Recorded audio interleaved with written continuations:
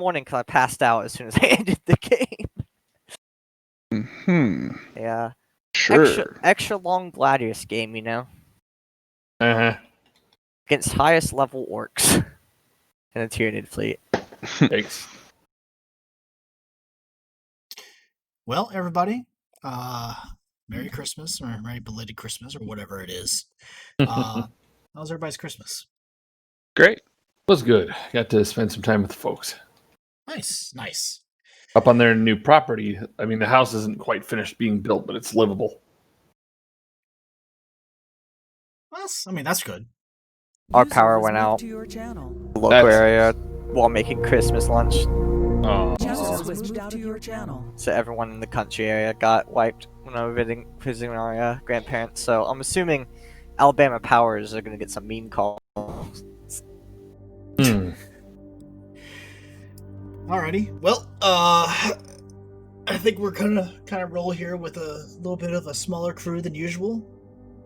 Still think we got most of the core players though, so that's good. Core players? Yep. I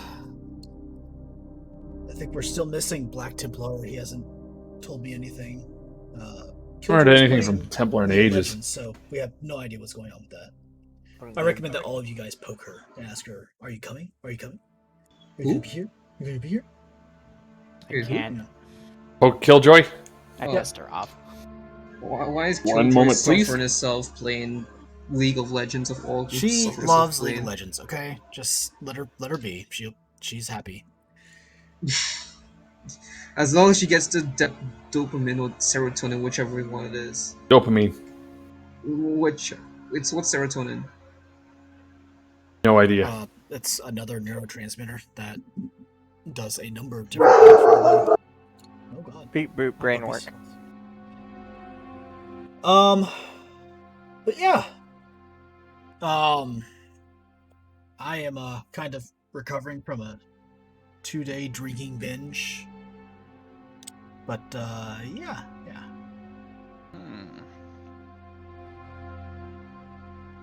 Anyway, let's go ahead and just start with the recap.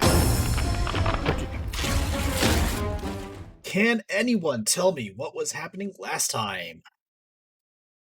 Transition phase. Taking over Transition an phase. Astartes That's a good way to vessel. put it. You're back on the Astartes vessel, the Unrelenting Fury, flagship of the third Phalanx, if the notes serve me correctly. Or if my brain serves me correctly. I didn't bother to look at my notes. Yes. Cool. Flagship of the third Phalanx, and Tigers and Vlakin's ship of home, essentially.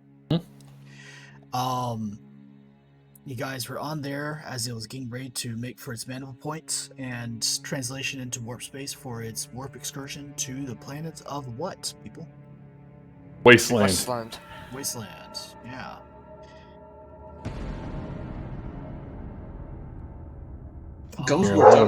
We got to meet one of the Orbita marshals from there, I think, as well. Yep, you're able to meet the Chief Marshal of Wasteland, Chief Orbita, Marshal. The Texas Ranger guy. Kimball. The enigmatic marshal who essentially is going to be kind of your guide as you guys travel to his planet. Anything else? Let's see. It's not Kimballman, it's Kimball. Kimble. Kimbel. Kimbel. Bel. Bel. Kimbel. Yep. No, that's still wrong. Vakin, you're still wrong. Stop being wrong. No, you're still wrong. Hey Vakin, for every wrong way you spell it, just go ahead and take 2 psychic damage. That goes straight through soul. Oh no.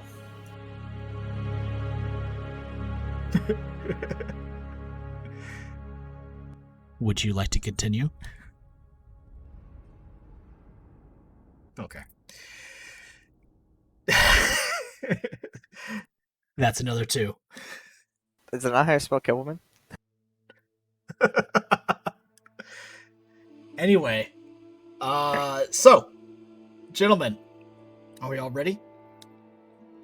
How do you spell his first name? Andreas, Andreas. Crazy, are you adding him to the important characters list? Maybe. Yeah, I was about to do that too. Oh, you go right ahead then. I Oh. literally just opened it, so you go ahead. Look at us. Actually writing notes for once. We've come a long way, Akil. One in a row, a new record. I'm gonna be so prepared for this encounter. Anyway, gentlemen, if you guys are ready, I can go ahead and transition us over. All right, I'm going to take your silent protest as means of saying yes. This is illegal in several places, but yes, you may continue.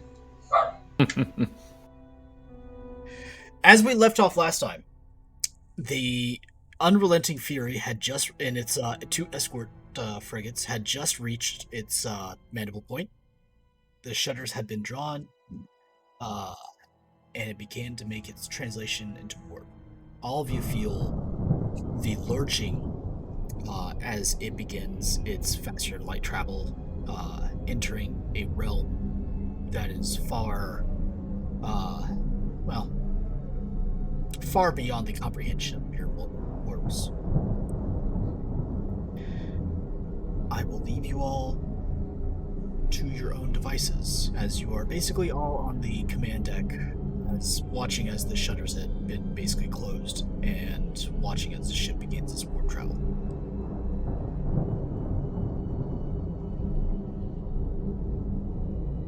Well, I guess Keith's gonna start off with. Sorry. No, sorry, go ahead. Talking at once.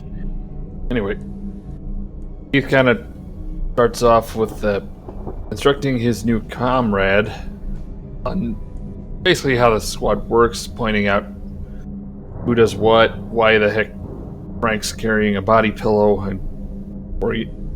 What? You heard me. There ain't no pillow. Anyway, kid, just try to avoid getting too close to Frank and Gums. And again, Gums is cook, so he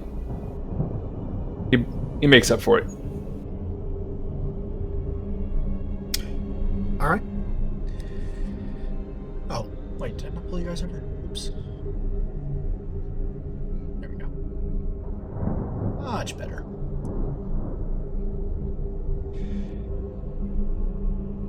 Also, kid, do not at any point the starting's given. It's a given, but still. You watch as Tiger begins to walk from the command deck towards the Astartes section, or the Astartes quarters of the ship, which is basically most areas of the crew quarters. Just they have basically relegated you to an area forward of the ship, or on the bow, towards the bow of the ship. His chapter serf follows in tow. The command deck is mostly now made up of a few tech adepts who maintain most of the systems, and Astartes and their other chapter serfs who maintain the operation of the ship itself.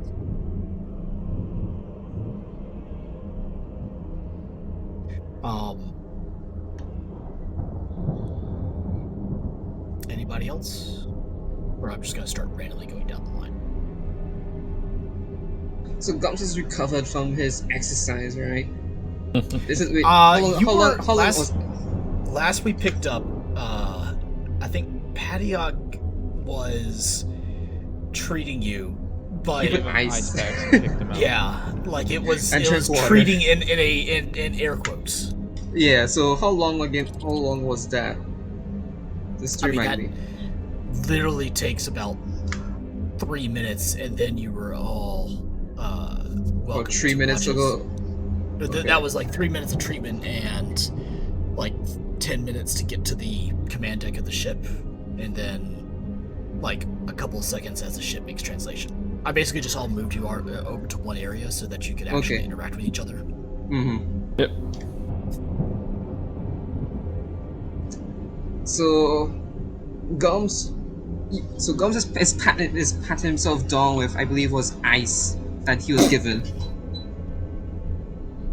and he kind of looks at everybody. He's like, "So has anybody did that thing that the rest of the other what's that thing you people call exercise? Is it supposed to hurt?" If you're not used to it, yeah. So in your case, you ought to be hurting for a while, Gums. I don't see you exercise. That's because I work out when you don't. Which is quite often, apparently. Gums kind of thinks to himself, What if I counteract the pain with food? I'm not sure it works that way. I want to check on Gums' walls. Straight to the mediocre restaurant that's called the Astartes Cafeteria Mess Hall. All right. Next one. I guess that would be either Keith, Mad Marker, or Cal. Keith already spoke something a bit, so... Okay. Giving you all the opportunity. Mad Marker. Weren't we supposed to have a meeting at some point? That was one by your creation, yes. I would be contacting Mad Marker and Kaladin, informing them to bring the janitor as well, and informing them to bring any others they want involved in any form of command decisions to meet. And I'm also going to be working with to talk to Andreas and figure out what our objective is for where we are heading. Okay.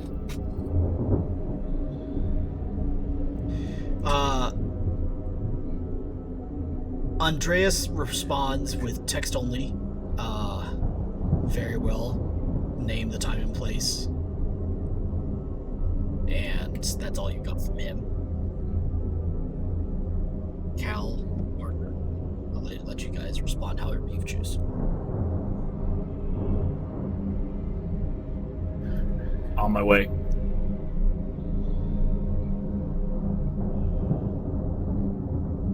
We're on a ship. There's not too many places we can go, and in terms of, I don't think we actually have an actual schedule, so our timeline's more or less wide open.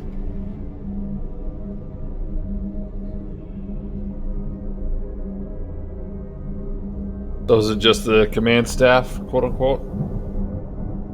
Anyone the sergeant wishes to invite along as well. I want to say anyone can come along, just so I don't have to re-explain it to people. Okay. Yeah. I guess Keith goes with him too. Come on, new guy. Let's go. Frank's gonna follow along. New guy. Who's the new guy? Oh. Keith's new comrade. Oh, wait. Longfield's not here. Shit. Oh, dang. I think he replied. So I poke Longfield. On it. Yeah, so elements of your party all make their way to an area that you designate. Is it anywhere in particular, or Just a vacant meeting area. literally could be any of the number Anywhere. of training fields that you have? Okay, cool. Training field it is. So you all find yourselves in a particular location that he has sent to you. You all have basically kind of like a virtual map that shows you where you are in the ship versus where you've been, or versus where anything else in the ship is. Though it doesn't give a great amount of detail, just sectioned off rooms. Yay, mini maps. Yeah, it's basically like a mini map, but different. User was moved to There's your Longfield. channel. Hi, Longfield. Literally, as you poked me, I was there, so... Oh, sorry. So, you all find yourselves in a kind of a kind of a sand pit of a sort, right? You've seen them. There's 12.5 aboard the ship. They are all basically training locations, areas that the Astartes use to set up bouts and fights and hand-to-hand duels and things of that nature. It's dimly lit, but for the most part, your eyes have begun to acclimate to the slightly or noticeably lower lumen level that the ship operates at. Seemingly probably because the Astartes have a naturally better eyesight than a typical human, on top of the fact that they attempt to try to overcome any sort of hardship that they can create for themselves. You enter, and you see the helmed visage of Vulcan the Sure standing there. Gary, how you doing? Good afternoon, or whatever time it is.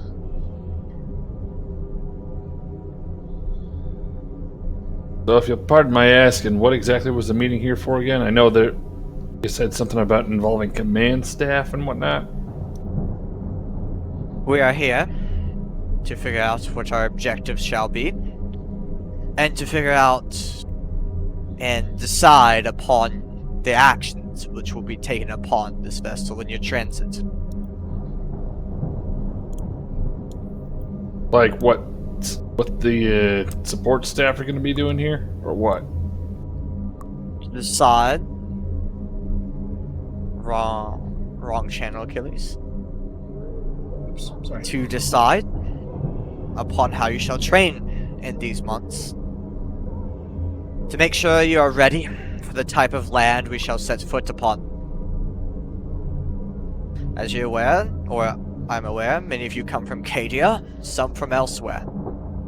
An agricultural world is much different towards a hive, or a forge world, or a fortress land.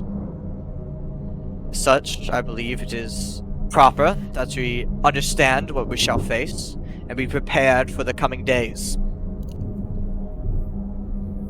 Makes sense. Unless you see issue with that.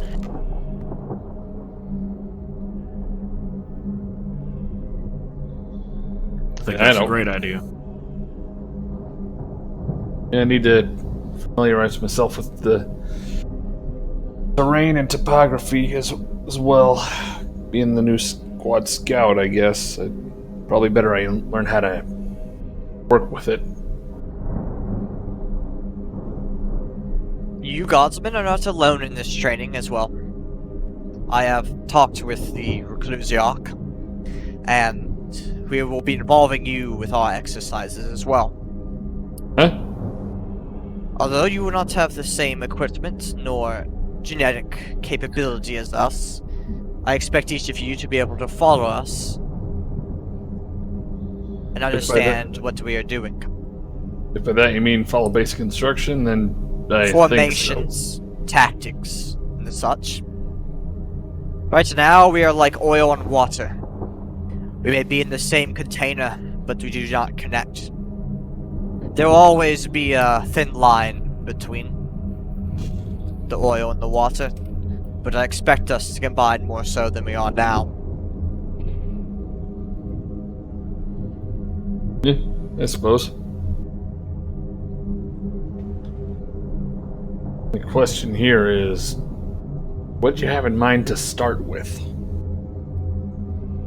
It will begin with the familiarization of our tactics, but mainly it will rely upon what we learn from the Orbites that has joined us to give us our mission. To know what we are facing and to know what we should be prepared for. Should we fight in the agricultural fields, long range and stealth may be a required option. We may have access to vehicles or aircraft. Or should we be underground or within the cities? All this is important to know and to train for.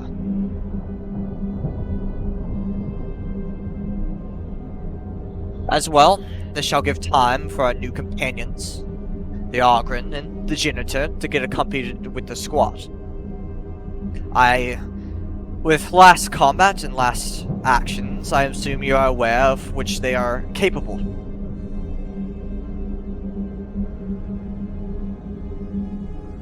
Well, if nothing else, the Ogryn can take a hit. It's orientation day. Orientation day. You sound like you're having By fun the there, way- Achilles. Frank, are you there? And that was Frank, or that was Lieber. That wasn't me. Oh, I'm sorry. I said I was coming. Okay, cool. Everyone sees some dude, Acadian uniform, just humming to himself. It's orientation day. Orientation day. But we will figure out our exercises besides our patterns of movement once we learn more from our friend here when he gets here and informs us of what we are to do.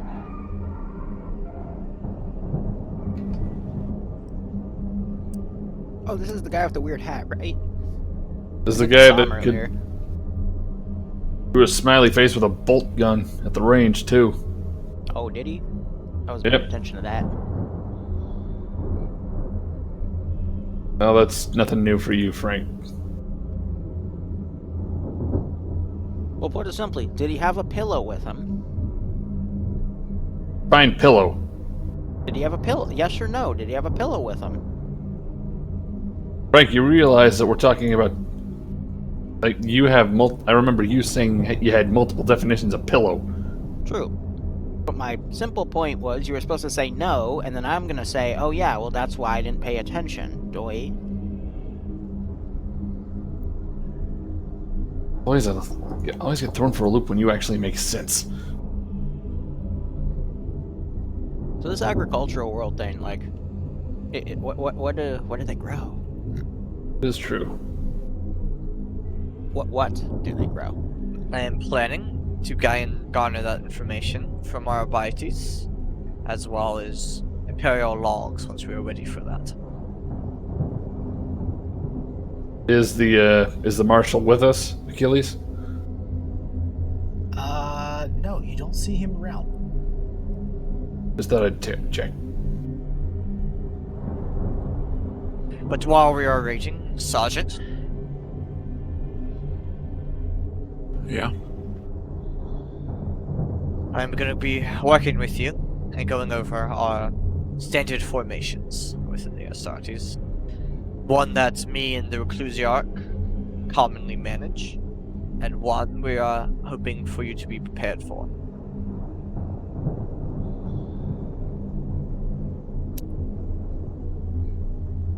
Okay. Let me or let us know when. I doubt any of them have anything important to do. Yes. I doubt it as well.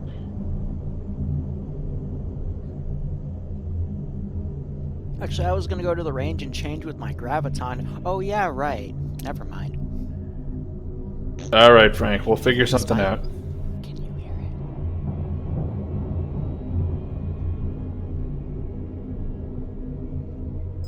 How do you plan on training these gentlemen in survival skills on this here planet?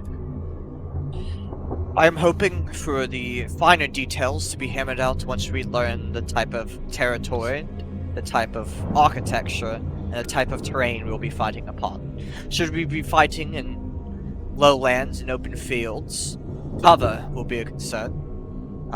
Hopefully our scout here, the corporal, can learn more of his utmost abilities to warn us of what is ahead.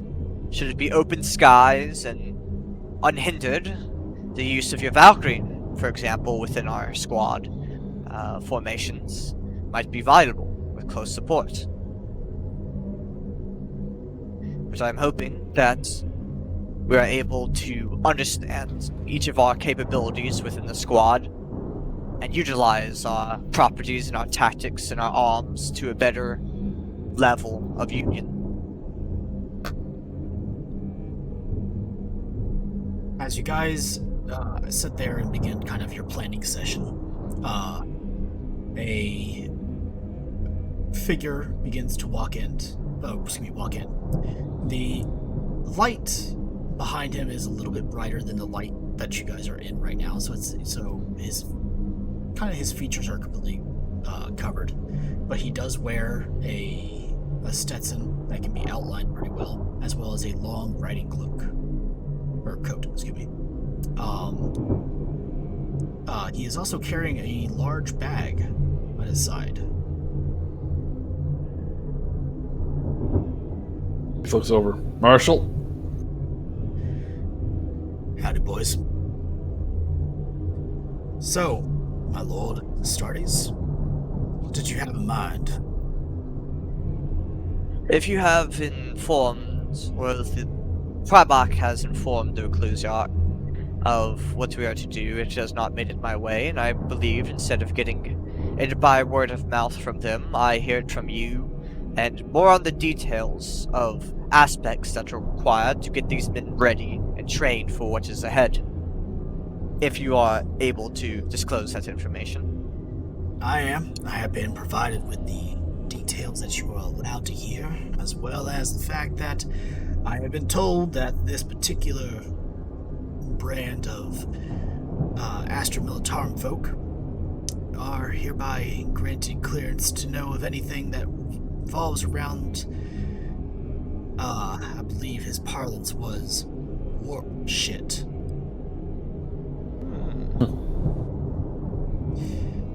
So, and he opens up the bag and tosses down a small hollow emitter, which shows you a world that looks almost kind of like a garden world. There is greenery, or at least it is somewhat green from a orbital view, and then it basically begins to zoom in on a particular area.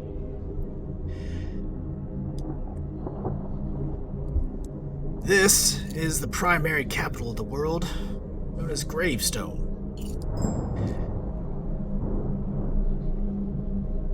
And this will be the area that we actually set down at. And as you notice, the town, city, I guess it can barely be called a hive, is not really much of any of the latter descriptions. There are some buildings, and it more or less resembles a kind of like a 16th, 17th century frontier town, just very, very large. Then it resembles a imperial hive. The world of Wasteland is an agri-world, which means we don't really keep that many people around. We prefer it that way. It's simple. It's has one job and one job only, and that is to keep the Grok's meat flowing. And we do that very well. The vast majority of the residents of this world are Grok's ranchers, who are quite proud by the fact that Wasteland and its particular climate allow Groks to grow quite large. And he kind of waves his hand as the emitter that kind of presents an image of the average Groks right next to one of that that's born on this world. It's about twice the size, enough to literally stomp and eat a human comfortably in one bite. Good-sized creature. Now, there is something to be said about the world. We're not really too sure why or how, but its climate is quite dry. Good enough to keep plains green. There is a vast and connecting I think the term is subterranean, right? Subterranean network of rivers and lakes that allow the ground level plant life to stay hydrated, and we can pull from that in order to keep the townsfolk and other residential areas well watered. But the planet itself, the air is quite dry and fairly fluctuant in temperature. The average temperature of the day can get up to about 120 degrees Fahrenheit for you fucking people that live in America. And is known to drop down to just above freezing at night. So, I would advise you boys to pack accordingly. Now, on to the reason why you're here. The town, well, Gravestone has always been somewhat of a cesspool for, let's just say, the unlawful type. Wasteland is, well, it doesn't warrant much of the attention of the Imperium unless something stops production. And usually, me and my deputies are able to keep a lid on most of the unlawful types, really. However, when it comes to psychers and other things of that nature, I am just a little bit out of my depth. I'm a simple marshal. I'm good with the gun, and that's about where my skills lie. There has been a word of a witch of some sort that's been hiding out in some of the more, some of the more mountainous areas of Wasteland, who has then begun to unify much of what used to be known as the small-time gangs, but they begin to organize. And whenever we attempted to stop them, well,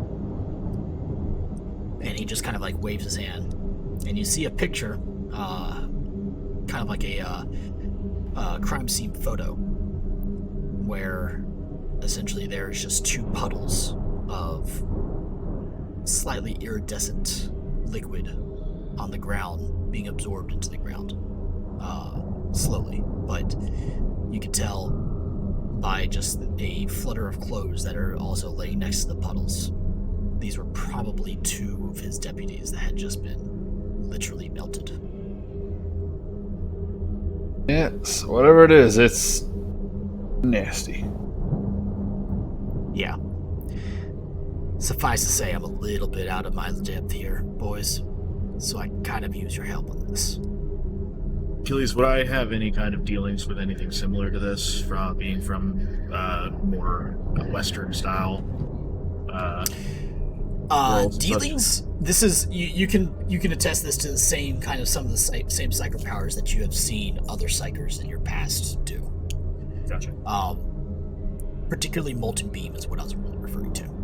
Gotcha. Would I have any bonus knowledge to like the area or possibilities? For your subscription, man.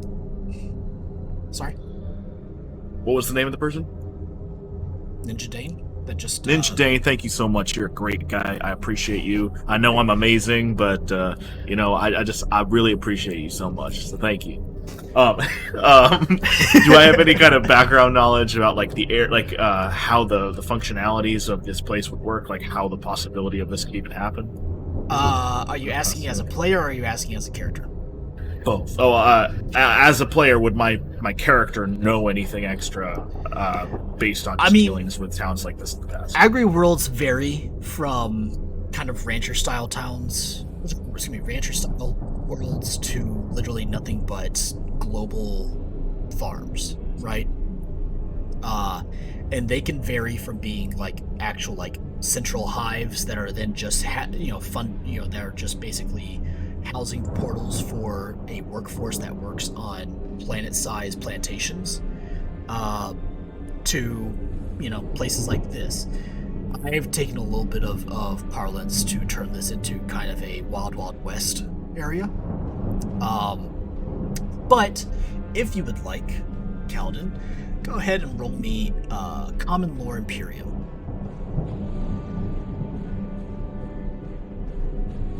Sorry, it's been Like a while. I Flat gotta Ninja. roll the dust off. That's fine. I really It's wish been I a could week somehow. since we played. I somehow wish I could still roll with real dice. There's nothing as good as that feeling. You know? Kaladin, to put this in an idea for you, have you ever seen the movie Tombstone? No. Okay. Movie Tombstone? Tombstone? Yes, the movie Tombstone I have not. with Val Kilmer. Okay. Then, as a player, for your character, think of basically the Wild West. That's what this planet is. It is basically Northwest Texas, rancher town, rancher houses with a large central town that is the hub for commerce and trade for this entire planet. Okay. Understood. Thank you. Yep. Quick question, Breezy. You ever played any of the Red Dead games? Yes. Think that. Okay. Yeah, it's Red Dead. It's Red Dead Redemption, except 40K. The west cities are still just as sparse, but massive. Yeah. As another point for, I'll give it to you because I don't think anybody else would actually know this unless anybody else wants to do a Common Lore Imperium of Wasteland. Heck, I'll do it. Any penalties? Marker, Keith, Leroy, you guys roll with a -10. Lock-in, if you've done any studying, I don't think you have. No. Roll straight. Jen, Oh, Pamela, never mind. You would roll straight as well because you've been with the Crusade just a while. Right. Mad Marker, Keith, no go there. Keith, you're just trying to imagine, like, how does a town that small exist in the Imperium? Mad Marker, in your travels, you've seen African worlds, and you're just kind of imagining a global farm, except it's mostly just cattle. Liru, you're thinking about pie. Not a good source. Oh, no, pie's even better. But they don't have it there. You don't know. You're wondering what kind of pie they may have. Rolled a 2. Jenny or Paddock, you have been doing your homework.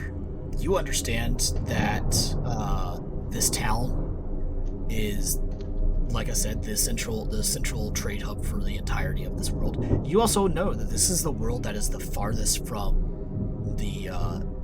It's one of the farthest worlds from the Imperium. It is literally on the ass end of the Imperium, the furthest away from the Emperor's Light, being the Astronomicon. So this will be literally the farthest that anybody has ever been from the Imperial Center. And you're not really too sure why, but that worries you. Being so far away from the Astronomicon. Additionally, psychers usually don't just pop up out of nowhere, especially for a world that usually is not used to having psychers or having a big enough populace to where a psyker would actually be born that is powerful enough to wield power that can melt people. Additionally, for 5 degrees of success, I'll go ahead and let you know that psychers that are far enough away to where they can't get trained don't usually wield their power all that well. It's usually very, and excuse the terminology here, it's usually very chaotic, and therefore,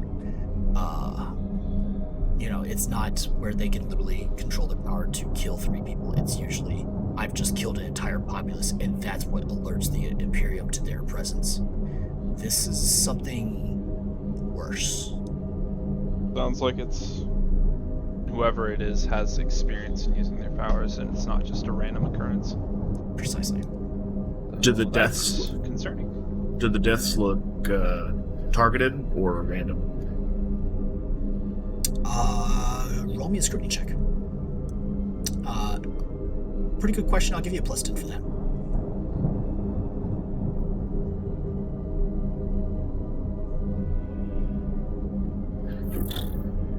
Can I ask the marshal instead? You can ask whatever you want, Rizzy. I'd like to ask the marshal that question. What does Kaladin say? Do these discs look like they're targeted or more random? Well, I'll be quite honest with you. I wasn't there to witness it myself. I sent my deputies in my place and thought that maybe 3 of them, well-armed, well-trained, could actually handle it. These are 3 of my best men. I think this was targeted. Have you had any interactions when you were investigating this with the PDF aboard the planet? Their sizes, their armaments, and such? It was 3 deputies, typically armed, typically armored. They had, the standard carapace. She shows you can actually see the carapace has basically fallen to the ground, void of any body inside of it. I'm more inquiring, Marshal, about the local PDF on the planet. The local PDF is pretty minimalistic. It's honestly about a platoon's worth in your size. We don't have much here. We're simple folk. We mostly rely upon the fact that the Imperium would come and save us if anything horrible happens. More so, we're a little bit further out. We don't usually get that much in the way of supply and support. With that specific note, Marshal, this is exactly why I am inquiring. If we are dealing with a unified force under a witch or a psyker or whoever is truly behind this, whether unified or not, especially with your mention of the lack of supplies sent, the weaponry on board the planet would be supplied all locally. Raids of local PDF armories, whether, and this is merely assumption, they are raided at all or utilized by willing subjects and traitors within the local PDF. I'm not accusing them now, but in my many years, I understand how different PDF are to Guardsmen. I'm trying to get to that, Lord Astartes. Understand. This entire subsector was lost for a period of time until the Imperium was able to restabilize itself, and I believe the Oculus Maleficum, as you put it in your High Gothic, had subsided enough to the point where the Imperium once again learned of our presence here in Segmentum Pacificus.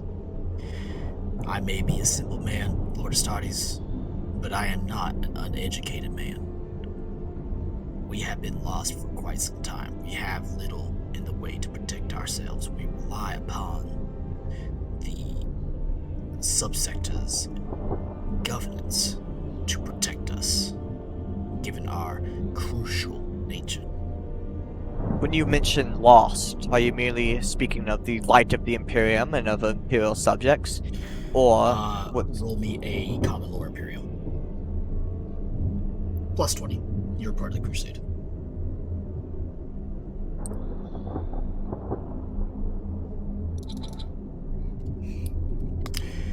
Segmentum Pacificus was lost once the Oculus Maleficum, the Eye of Terror, had torn open and cut the galaxy in half. That caused and spurred a number of warp storms that literally cut the Segmentum away from the rest of the entire Imperium. It was a couple of decades, and leading into the Dominus Crusade, which then once the warp storm subsided, allowed the Imperium to wrestle control back over the segmentum, but it's still so far out from the rest of the Imperium that barely any aid was given. The entire presence of the Orbita Crusade is here to bring the segmentum back under control, starting with this subsector. Yes, Garrett. Keith. In the pause and at the point, Keith kind of looks at the Marshal again. I'm looking at this planet, man, and I'm not gonna lie, I'm not sure how you guys get around much. Do you guys have ground vehicles, airborne, or are you guys using the Grox you heard for transport? There is a number of aerial vehicles that we use, mostly to get to the furthest points of the planet. The most preferred form of ground transport is bikes, essentially. As in, like, the powered bikes, right? Well, of course. Just making sure. I've heard of these human-powered ones. Really slow, real quiet. Lightweight, but No. We mostly use motorized bikes. Right. I Just saw get some- your Inger Bay Lord Astartes was getting loaded up with some as well. I'm figuring that you guys know how to use them. All Astartes are aware of all forms of combat, although mainly our scout marines utilize them for scouting and transport. It has been viable to utilize them in combat, though many more of the other chapters, mainly our cousins in the White Scars, prefer full utilization of them in their tactics. Well, my Lord Astartes won't lie to you. You're gonna better get used to it. if nothing else, It's probably the easiest way to get around the town. Get around the actual world. While aerial vehicles can bring us from point to point, if you are on a search for something, you're not going to learn that much, as I have understood it, as many of the unlawful types, local gangs and such, like to hide out in the hills, in the mountainous terrain. And it's not going to be easy to see them or spot them from the sky. Thank Unless you you've for like your guidance in that, Marshal. That is much useful to know. What's the estimated population of the planet? You are looking in the realm of about a few 100,000. for a planet. It is wide open. There is not a whole lot of areas that are inhabited. Most of it is range territory. Any estimation on how many of that population is part of the gangs? I like to think that probably maybe 1,000, maybe a little bit more than that. But recent, whatever this is, has led me to believe there are a lot more than I thought. You also look at the census. The last time the census was taken was about a few 100 years ago. At any point within the history, if you're aware of your history, if not, I will find a scribe to pull it up, Marshal.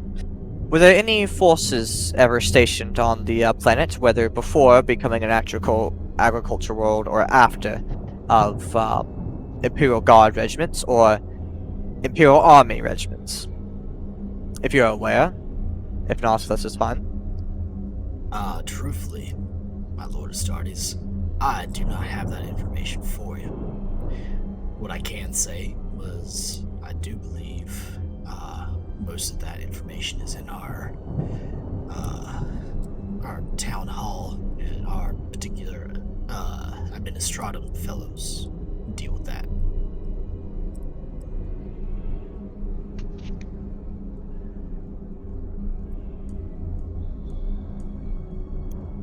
I'll see what we can gather here. I'll keep that in mind for a location to visit once we are planet bound. Now, about your deputies User in your and channel timed out. their actions on the search. Was this search made public within the planet, or were they acting on their own, taking a alias?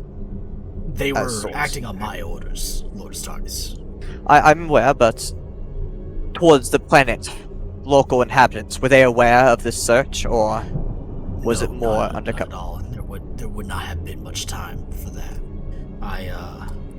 They said that they had heard a rumor of a location of a particular cell, and I had immediately dispatched them to rid us of them. This is important to know. I expect that I'll talk more on the Reclusiac about this, but I expect that when we make orbit, we will have to come up with a reason for our visiting of the planet, unless you have already informed the local governance of that. I am acting with our Lord Governor's blessing, but other than that, nobody knows of your arrival in particular. Merely the Lord Governor. Administratum, of course, but yes.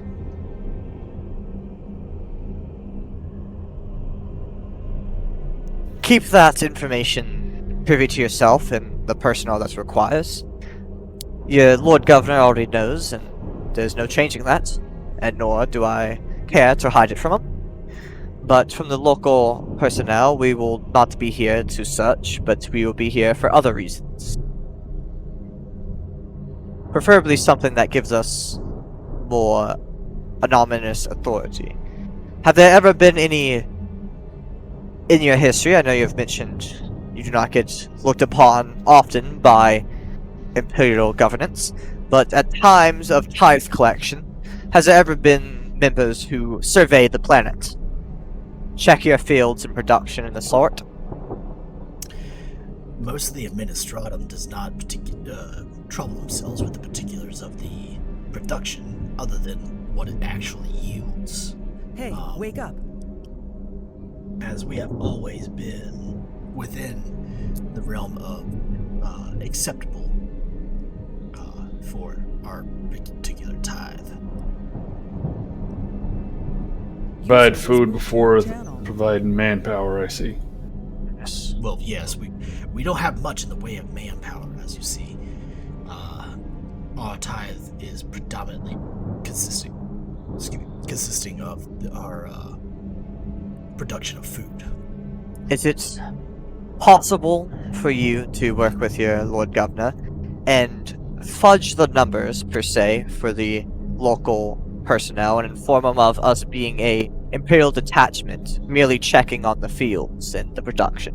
I am aware that you are making your tithes, but it would be useful for us should we come in with the intention from the locals' point of view of not here for anything more than field management and land surveying. Well, I'm sure I can talk to Lord Governor about that. I believe he looks over towards Calden. But your Inquisitor there could much better do that than I could. Is that viable for you, Calden, if you are in agreement with this? Sure.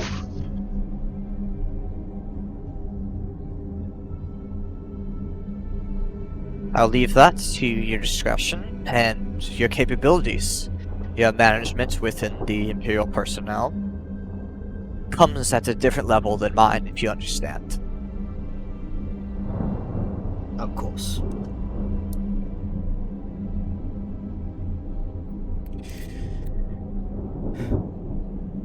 Well, if that's all there is for that, suppose we should get ready for long-range combat, high mobility, and of course, fluctuating temperatures.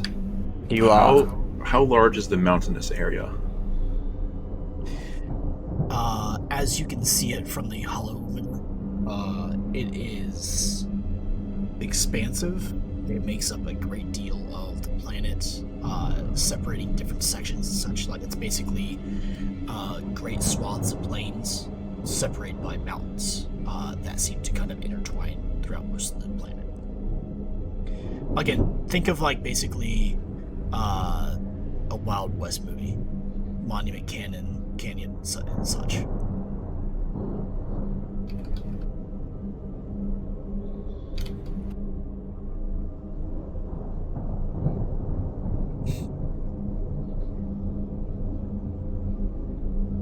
Anybody else? Do they have pie? Are you asking that big character? Yes. Yes, fella. We have pie. What kind of pie?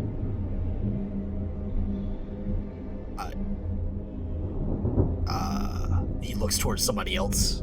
What kind of wildlife do you have on your planet? Fauna, flora? I was asking a question. We have many kinds of pie. I would assume that any planet would have different kinds of pie.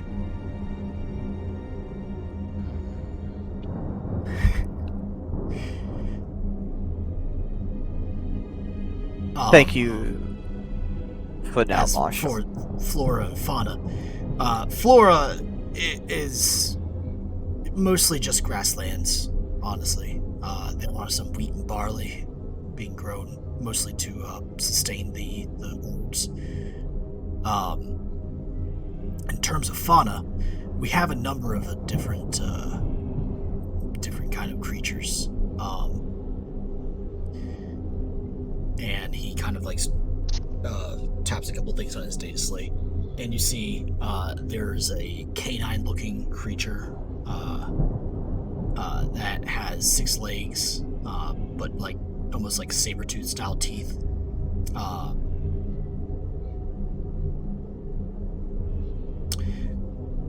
The locals have taken up to calling these saber-tooth coyotes, but honestly, I don't know what the Imperial High Gothic terminology for them is. They travel in packs mostly, and have a somewhat of a pack mentality about them. They typically follow an alpha, and usually, if you can identify the alpha and kill it, they usually get scared off and run away. They typically hunt in the night. They're very nocturnal. They mostly go after the groks, as they're the largest source of meat in the area. However, if you find yourself out in the plains at nighttime, I would suggest keeping a guard up and probably a fire going. They're not too keen on light.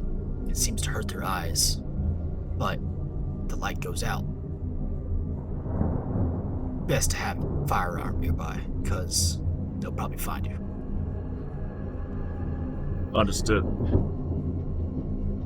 We have a number of different carrion birds, but they usually only particularly go after carcasses. Nothing to worry about there. Are these saber-tooths your apex predators? The saber-tooth is the most common of the predators. There's a couple of others. There's some lore stories. Let's see here. Give me 1 second. Let me find my notes here.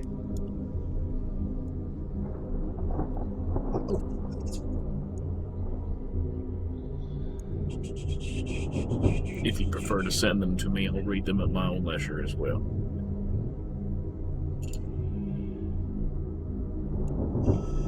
It's okay. I got here. Just giving you the option.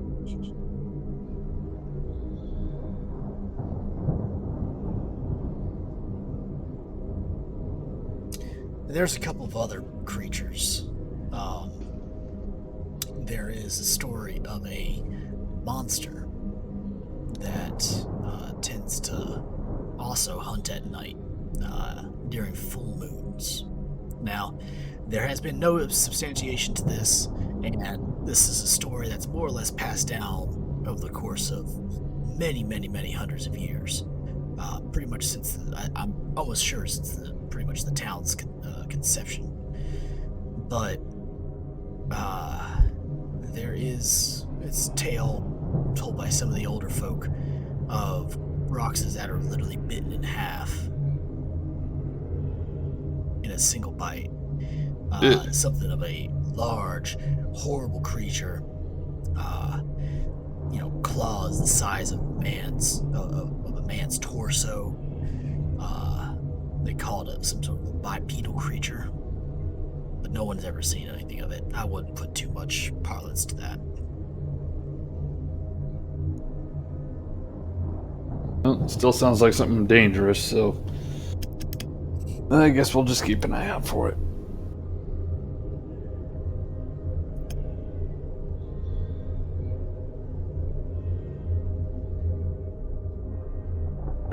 Predator. All right.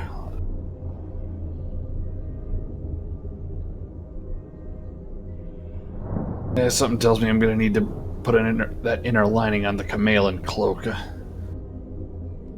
Do any of you others have questions for the Marshal while he's here? What's the capital of your planet? That would be Gravestone, sir. It's the town that went up on the display earlier. Just making sure. Let's see here. If no one has anything else, I will let you go there, Marshal, and I'll work with these men here on getting their training regime planned. But we will keep in touch, mainly the Inquisitor here, as he requires much more information than the rest of us for his needs and requirements, which is useful. I do have one question myself. Say we gotta pull support from the local PDF. What kind of firepower they got? Vehicles? Any other material? A few las rifles. I mean, they mostly have las rifles, las locks, a couple of stubs. And most of it's just bikes or rocks-drawn wagons or something like that, if you'll pardon my asking. No. We have means to move, like, storage containers, like any other Imperial city, Fair Imperial planet. There's particular different, anti-grav lifts and such that help move, material and rocks and meat back and forth, such. Most of the PDF are much like my RBTs, where they're, they travel by jet bike and such. But we're not outfitted for full scale war. Nothing like you all are. Yeah, especially you, Stardust.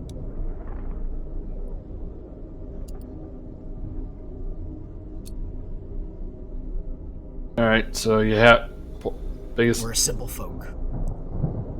But you do have means for rapid reaction, if not on a large scale. That's good enough for me.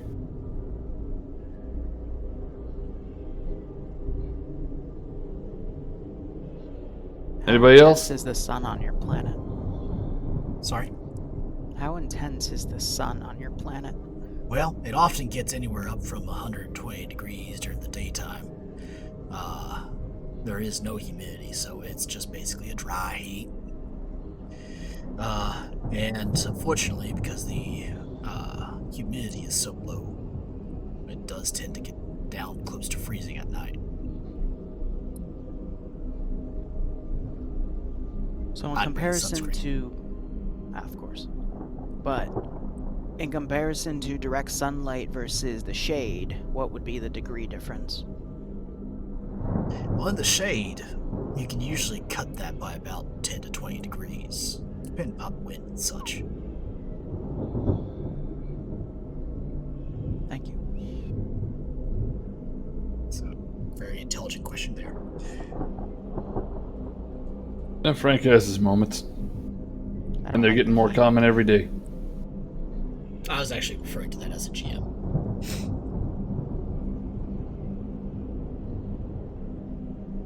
He might have just saved your life.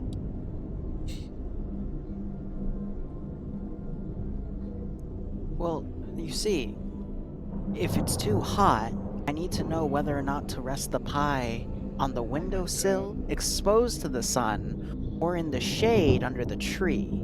because if it's too hot, it'll overcook the pie, and we wouldn't want that now, would we? Oh, heck no. Right. Well, for now, thank you, Marshal. I will get with talking to these men about their training regimes. Very well. He tips his hat to all of you, turns around, picks up his bag, and walks out.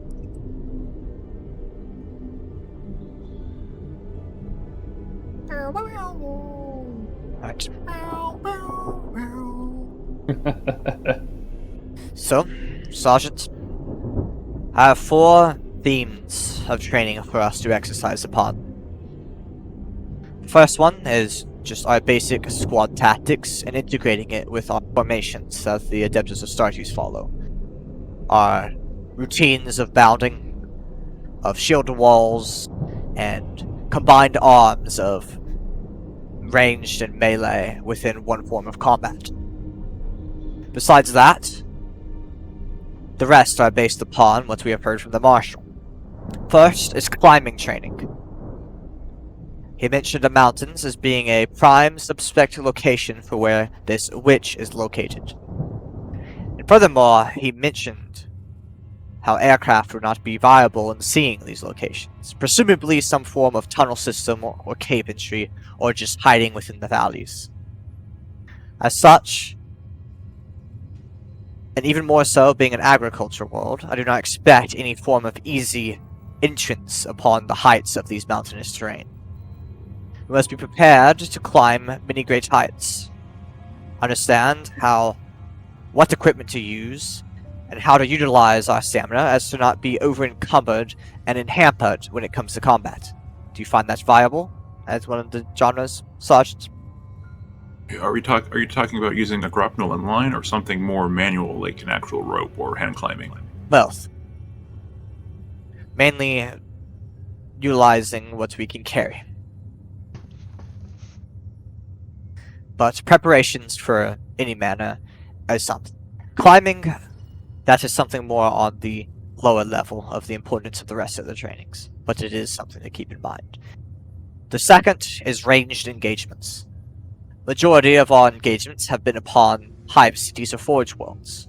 While city streets do have long links, and forges have many of catwalks around, these are open air engagements. We must be prepared to be engaged from varying heights and from varying directions.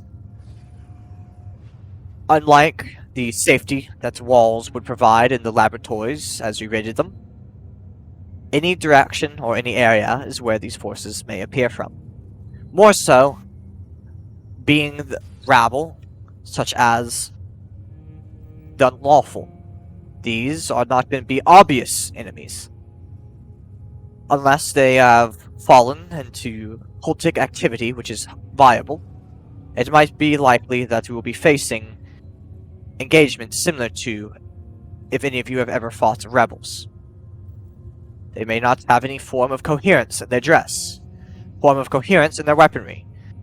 Unlike a battlefield against the forces of chaos, directly, or against Xenos, there's no direct outlier to define a combatant from an Imperial civilian. You must be prepared for that as well.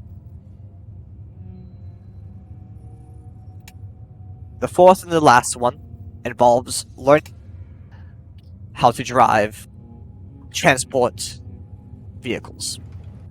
Our main form of transportation when involving landing towards the planet or heading to one side or the other will be through our Inquisitor here and his Valkyrie, or other forms of transports that we have.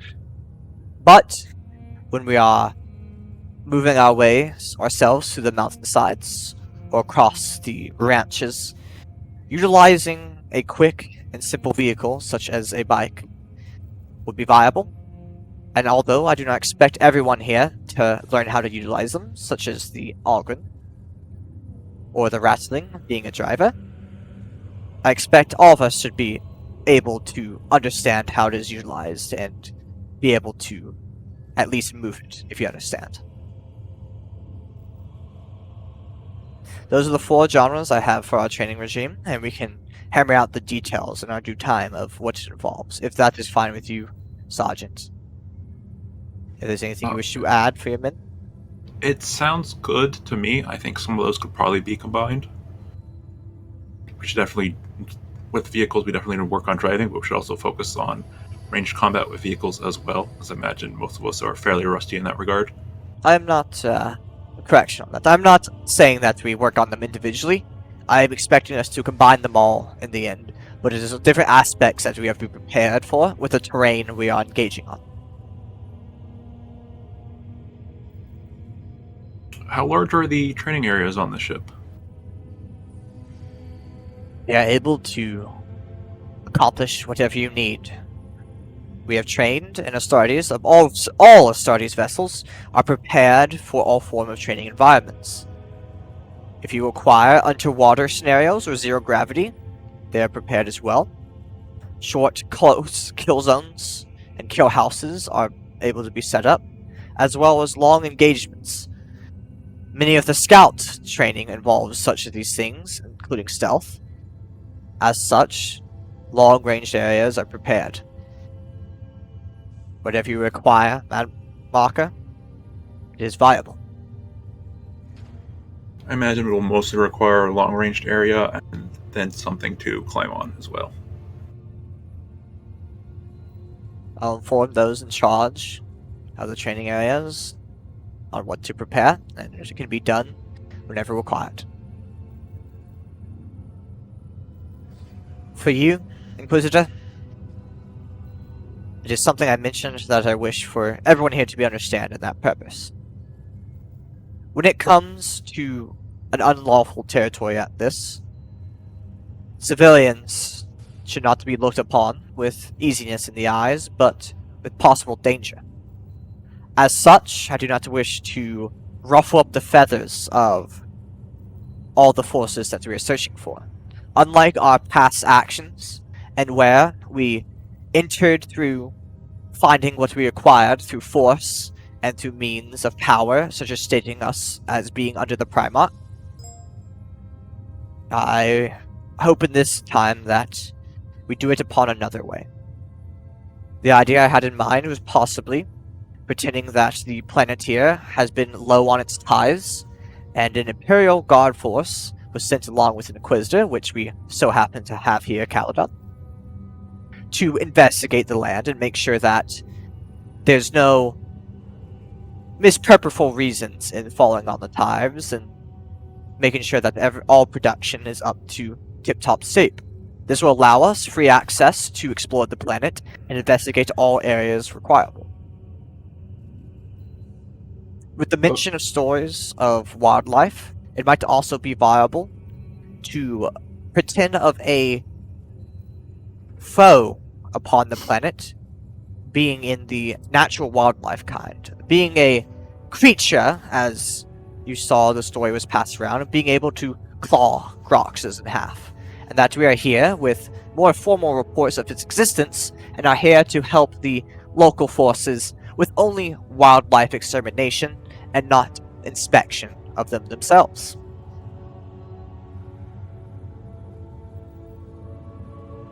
Not sure how many people would buy the idea of sending in the Emperor's Angels of Death for pest control.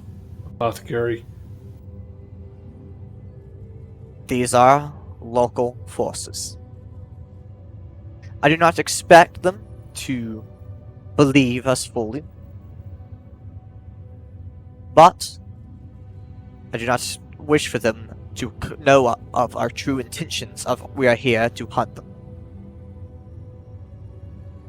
They will be disturbed, no matter who appears upon the planet, but there's no hiding an Imperial battle barge entering orbit.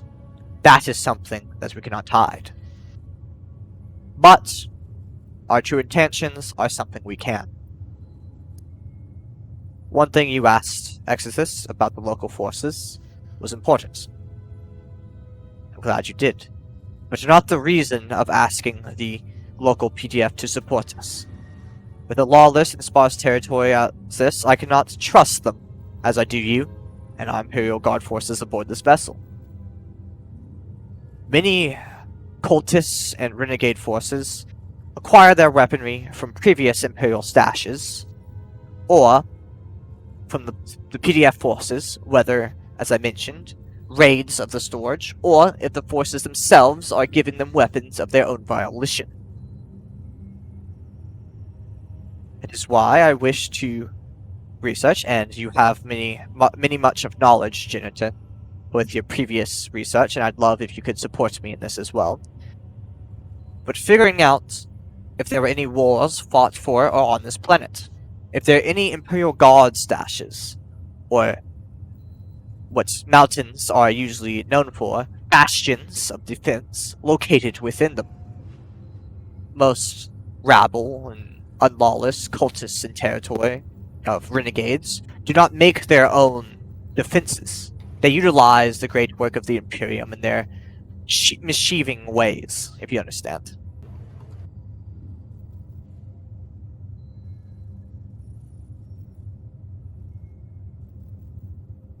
Everybody on the same page so far?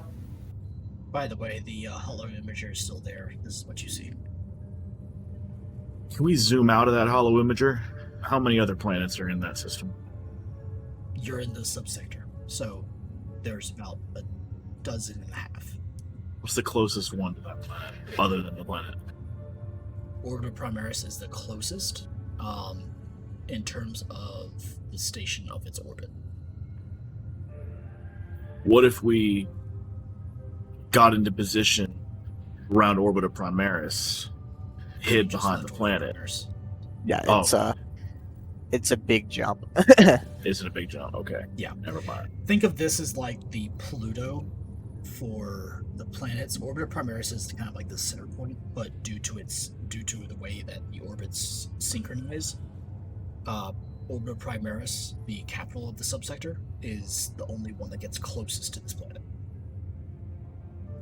At least for this particular cycle. There are a couple of others. Ragadon actually does get pretty close, but only every 5 years.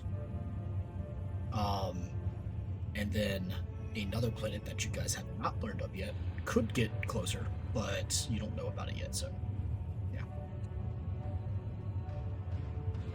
yeah.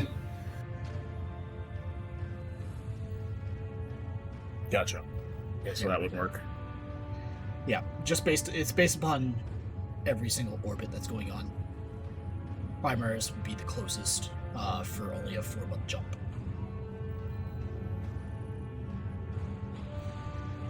Everything else would take probably close to 5 to 6 months at the shortest, up to 8 to over a year.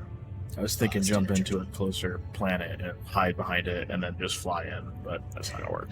That will not necessarily work, not based upon the fact that you had to do a warp translation for both.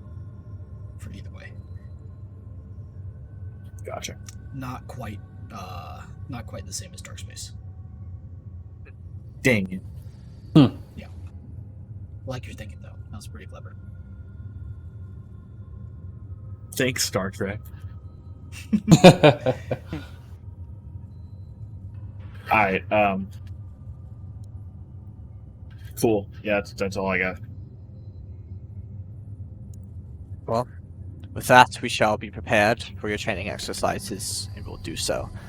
I will work with you, Inquisitor, and you, Janitor, to get more information upon the planet from Imperial records, including a detailed map of the mountain ranges and the city itself.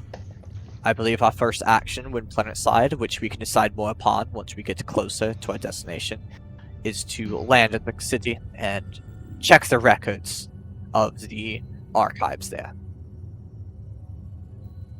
If we land there, you mind if I kind of take my new buddy here, just kind of, I don't know, got out the outer perimeters, get a general feel for how the land is? We will, once we have a believable story from the local populace, and they wouldn't have any questions on why you were there, if you understand. Fair Whether enough. you go in Imperial Guard uniform or actual local is another decision we can make. But I do not wish to alert these cultists until it is absolutely necessary. We have learned of the consequences that holds in our last investigation.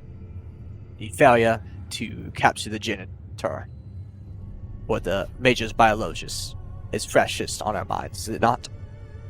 It's still nag. Thanks for reminding me. I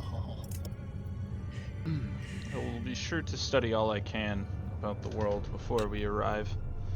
If I would be able to have access to the wherever you store information aboard this vessel. Anything pertaining to Imperial records and not our chapters is accessible. I can work with you on our command staff, and it would be possible for them to provide anything they can with you. I do give you clearance with that. I'll make sure to check that off with the Reclusiarch as well, Janitor. Of course.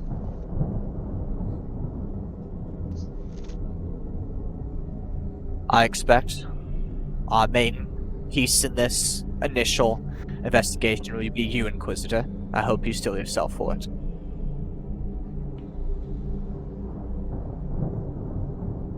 Yep. That is all for now, Guardsmen. Let's just get prepared for our training exercises. I believe you may be wishing that you're in a war more than this training at the time. It will be brutal. But it's what you are made for.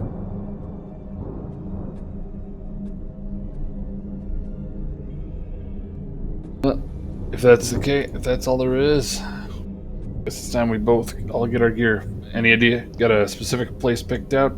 Apothecary? I will contact my training. Is it mainly the Scouts Marines?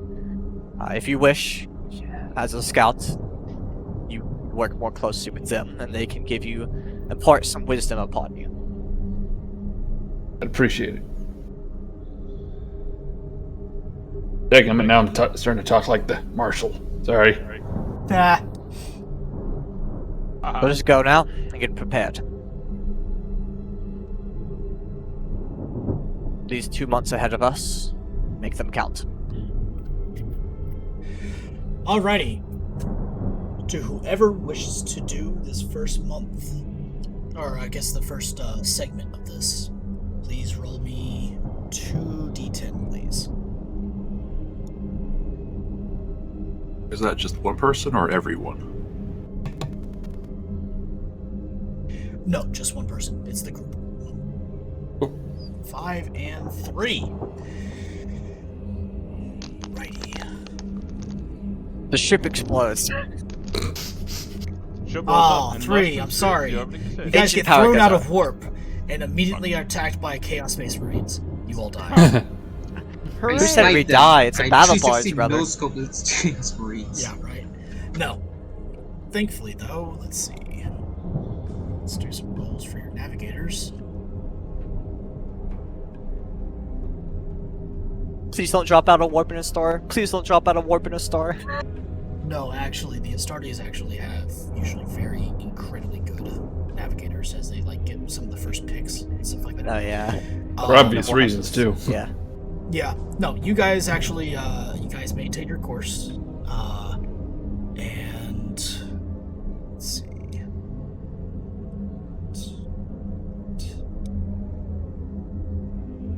Okay. At some point, during your travel across like some of the first month and so, a group of humans that are attached to the Astra Militarum, some of the Adepta Munitorum folks, actually get into an argument with some of the Astartes quartermasters over jurisdiction of some particular heavy weapons. Let's get a name going here. Oh no.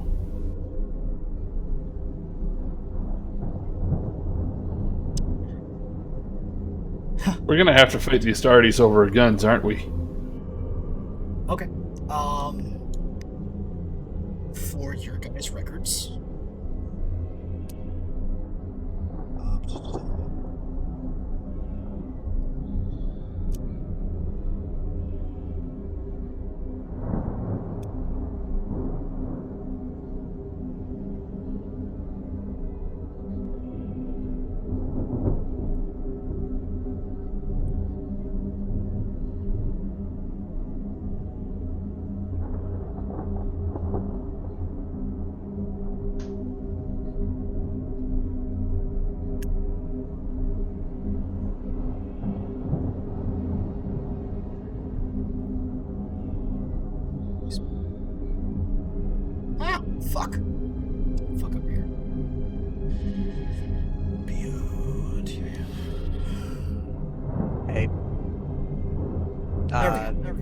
since you messaged me.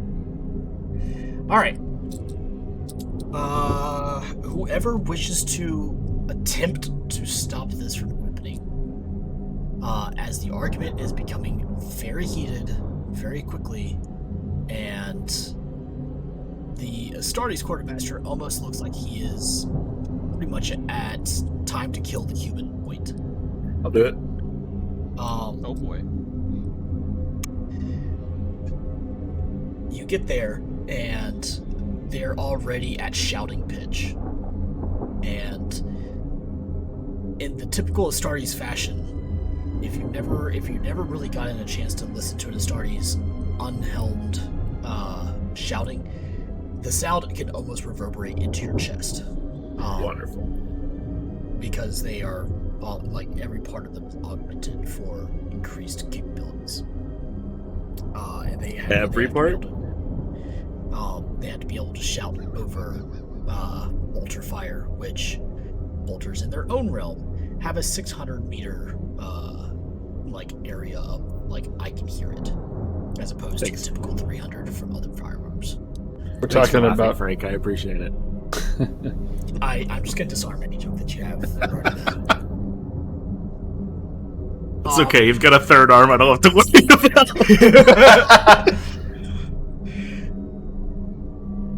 Oh, jeez. And then you basically you come up to them, and it's already at that point. The Astartes quartermaster shouts at Gideon. Those explosives are ours, and you do not have the authority to take them. Gideon responds back. But you're never going to use them! Why would I ever allow you to have them if you're never going to use them? All you'd ever do is ever use melee weapons! And what about my Astartes who will? But you're not! And you see as Gideon is sitting here like waving one of the explosive in the Astartes' face. Oh my god. You have no use for it! Our guardsmen are actually going to use it! They are mine, and you have no authority to take them. Adepta Munitorum or not, I do not care. I will cut you where you stand. All right now, hold up. And who the fuck are you? Have we not met? You know who I am. I don't think I do, human. And you best explain yourself before I cut you down as well. Well, my friend, my name is Kaladin. I happen to be one of the inquisitors upon this here ship. And I'm going to look to the guardsmen. And you are going to calm down right now. It's going to be Kaladin's shield training. Right? Dang. And someone is going to tell me what is going on in a very calm and not pointed way right now. The human has been taking explosives from the Astartes armory, and I am going to kill him for it. Taking them as in stealing them? Essentially, yes. Essentially or actually? He claims to have forms approved by the Adepta Munitorum, who have no authority over the Adeptus Astartes. May I see those forms? Looks over towards the Munitorum quartermaster, who, with another hand, takes out a data select, presents it to you. I'd like to read over the form. Cool.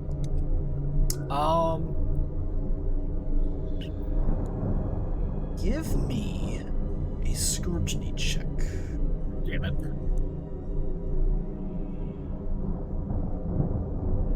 Can you scrutinize, human? Can you do it? Oh, baby. I've seen this form because I've done it before. Yeah, you've seen this. You've done this form plenty of times. Like, you have requested numerous different, just random things that you thought you needed. Sometimes with authorization, sometimes with not. But at least anybody who has attempted to try to, see their way past it, you just weren't caught or didn't care enough to check you. In this particular case, as you begin to go through it, everything seems to be in order. And then you reach the signature block. It was signed and approved by the very person who is taking the stuff. Now, you're not too sure if he has the authority to be able to sign his own forms, but it is kind of strange that, he's basically approving his own request.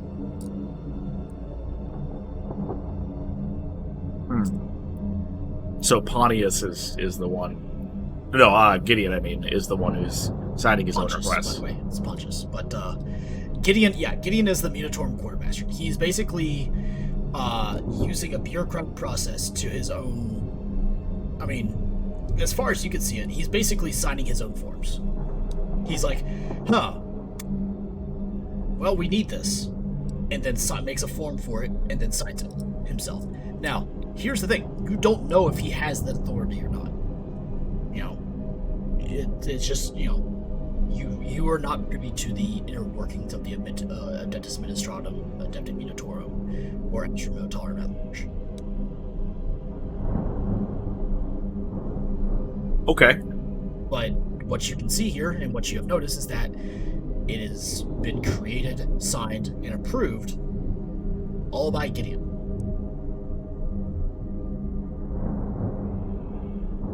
All right. Gideon, who approves your expenditure? Well, particularly Stozen Mostler back on Orbita. Oh wait, sorry, fucking wrong accent. Sorry. Particularly Stozen Mostler back at Orbita Primaris. I see.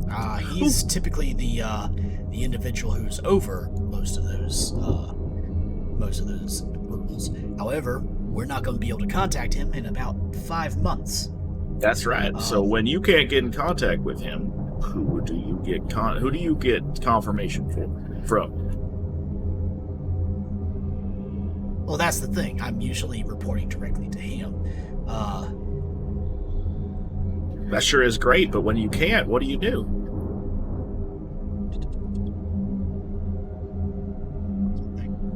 Come on now, Quartermaster, you should know this.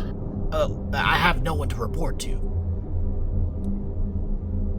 No one to report to. I am the master of or I am the quartermaster for this particular expedition, and I don't have anyone to approve any forms that I put up.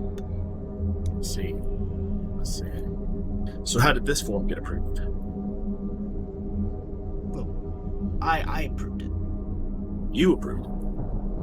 I am the ranking member of the Adeptum Munitorum for the Astra Militarum presence aboard this vessel, and therefore I have approved it. I see. And whose vessel is this? I be the Adeptus Astartes. That's right, and you are not a part of them, correct? No, sir. I did not think so. Yes, that is correct. So, would that not mean that you report to them? Well, particularly the Adeptus Astartes operate on their own as a separate entity within the Imperial Army.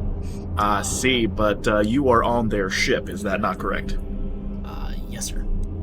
Yes, sir, that is right. So, that would mean that you really report to them. So, why are you signing your own forms? Who made you the God Emperor? I didn't think that was possible. Oh, well, I didn't say that. I did not think so. No, but you're signing your own forms? You are the Lord and Savior of this here form here, aren't you? I guess That is such a shame. I feel like you should be reporting to the senior quartermaster on this here ship. Is that not correct? Well, I mean, I guess so. That is correct. So that means, and I'm going to turn to Pontius. That means that he reports to you. Is that not correct? I would prefer it that way. Yes. Wow, that is something, isn't it? So, I guess it really comes down to these here weapons are yours, and he is requesting the ability to utilize them. It does sound like that they are not being utilized at the moment, but how many of them grenades do we have in there?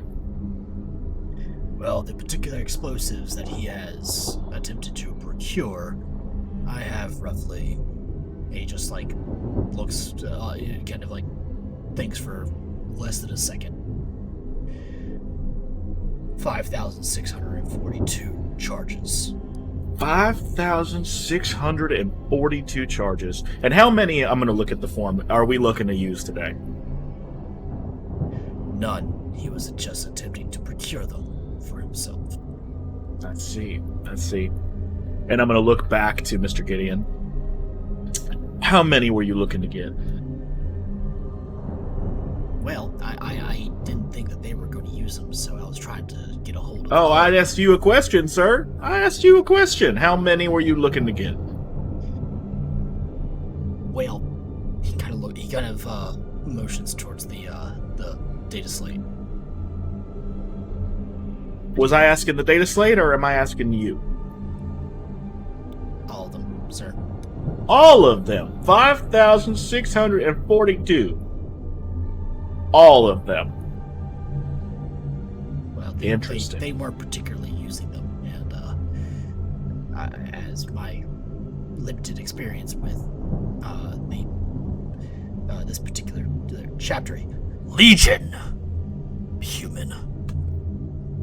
Legion. Sorry, sir. That's right. They don't particularly use demo charges, all except for the recluse yard, of course. I figured that the guardsmen could have used them. I'm sorry, have you met the Reclusiarch? No, sir. I think 5,642 is not quite enough for him. I would agree. That is not nearly a large enough explosion. Don't you know cool guys don't look at explosions? He needs to be able to see it as he's walking away. That means big. I figure so. That's what I thought. So realistically, why do you need these explosives? Are they just not going to be moved to your possession and then not used anyway? I was just trying to prepare things better for the guardsmen. Prepare things better. I see. Well, why don't we go ahead and requisition you some bigger picture training? Because we need to look at the bigger picture. Yes, sir. Quister. That's right. So any and all forms that are needing to be utilized should be taken to this fine gentleman here. Very well, sir. That's what I thought. Now, what do you say to our Astartes quartermaster? I apologize, my lord. I was not under the right of mind to do that. I beg your forgiveness. And will send all particular requisition orders directly to you, sir. Good. Now get out of my sight before I do cut your head off. Yes, sir. Right away, sir. And he quickly ducks out of the way and runs off. I'm keeping your data pad. He's already gone.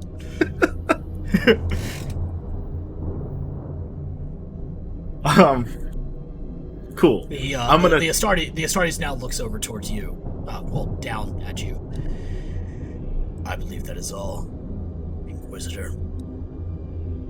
Actually, I do have one question for you. Yes. But by chance, do you have any ballistic shotguns in there somewhere? Anything that will go unused?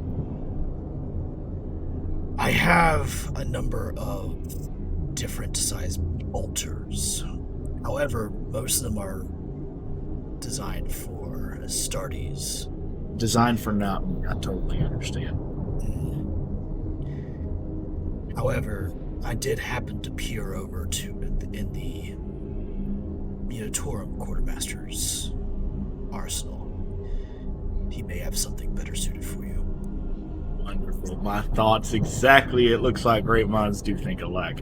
And look here, I just happen to have a requisition order for some, it looks like demolition blocks, but if you look real closely, and I cross out where it says demolition blocks, and I put Wow. anything the Inquisitor wants, You absolute. and I slide it to jackass. him for him to sign.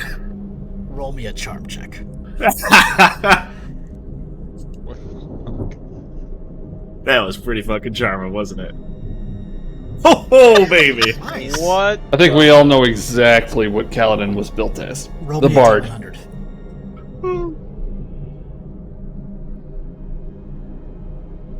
$24.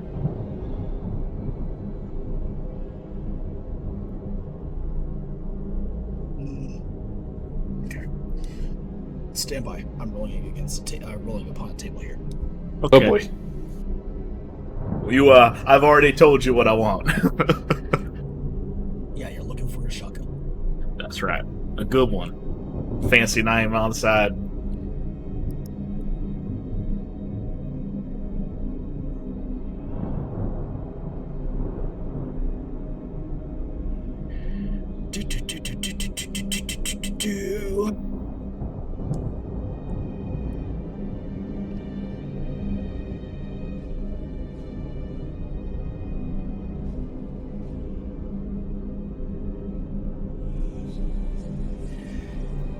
There is a particular blue steel colored shotgun that I saw in there. It was resting in its own separate holding. I would inquire to the quartermaster about this particular piece of equipment. And he holds the data slate, which is way too small for him. Fumbles with it for a second, trying to figure out how he's going to hold it better. And then just puts an X where his signature is supposed to be. I like it. I would ask him about that. Understood. Thank you very much for your time. I tip my hat and start walking away. Yeah. With the data slate.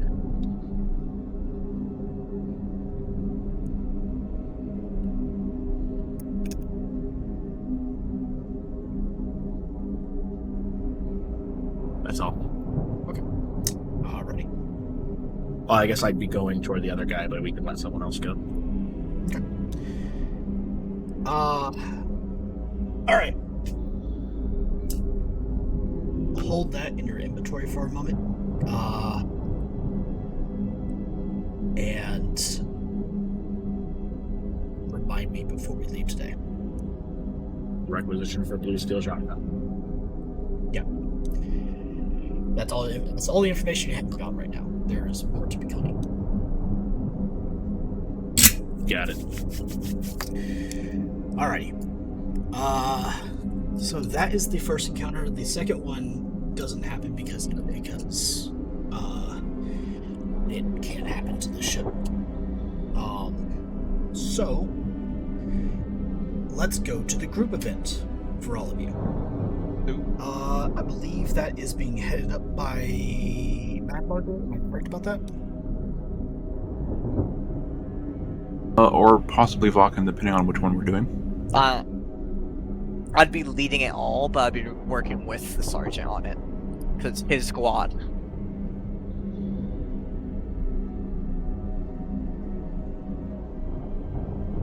Okay. So whoever is leading it, go ahead and just take us off. Right. So, I would have worked with the training leads of the Stargates and the scouts as well to prepare a mock training areas in preparation for this. One of the training areas would just be a simple, very, obvious, just objects set up, things to run around, things to jump over, hide behind, targets, etc. Mainly in preparation for utilizing standard Astartes tactics. I'm trying to get the official names of them on the rulebook right now. But things like the ability to properly, while under fire, and without hesitation, move from cover to cover.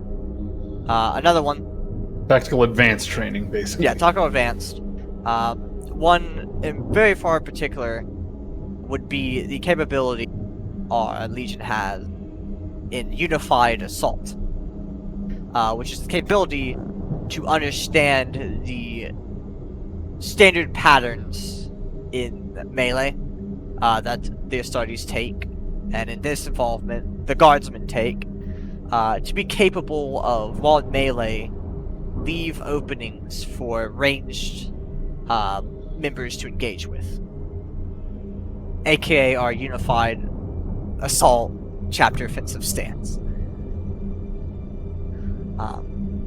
So this would just be practicing hand-to-hand combat following a very specific way of engaging the enemy, kind of repeating certain motions, and having a person sit off to the side and with basically, whatever the equivalent to a BB gun would be, and trying to hit the target, hit the defending quote-unquote side without hitting the attacking. And that would be for the kind of Astartes section of the training. The other would just be utilizing, starting off with just the basics of rope and hooks, and just practice, climbing on a wall, basically, climbing to get over, and conserving your stamina while doing it, and just going over methods of doing that.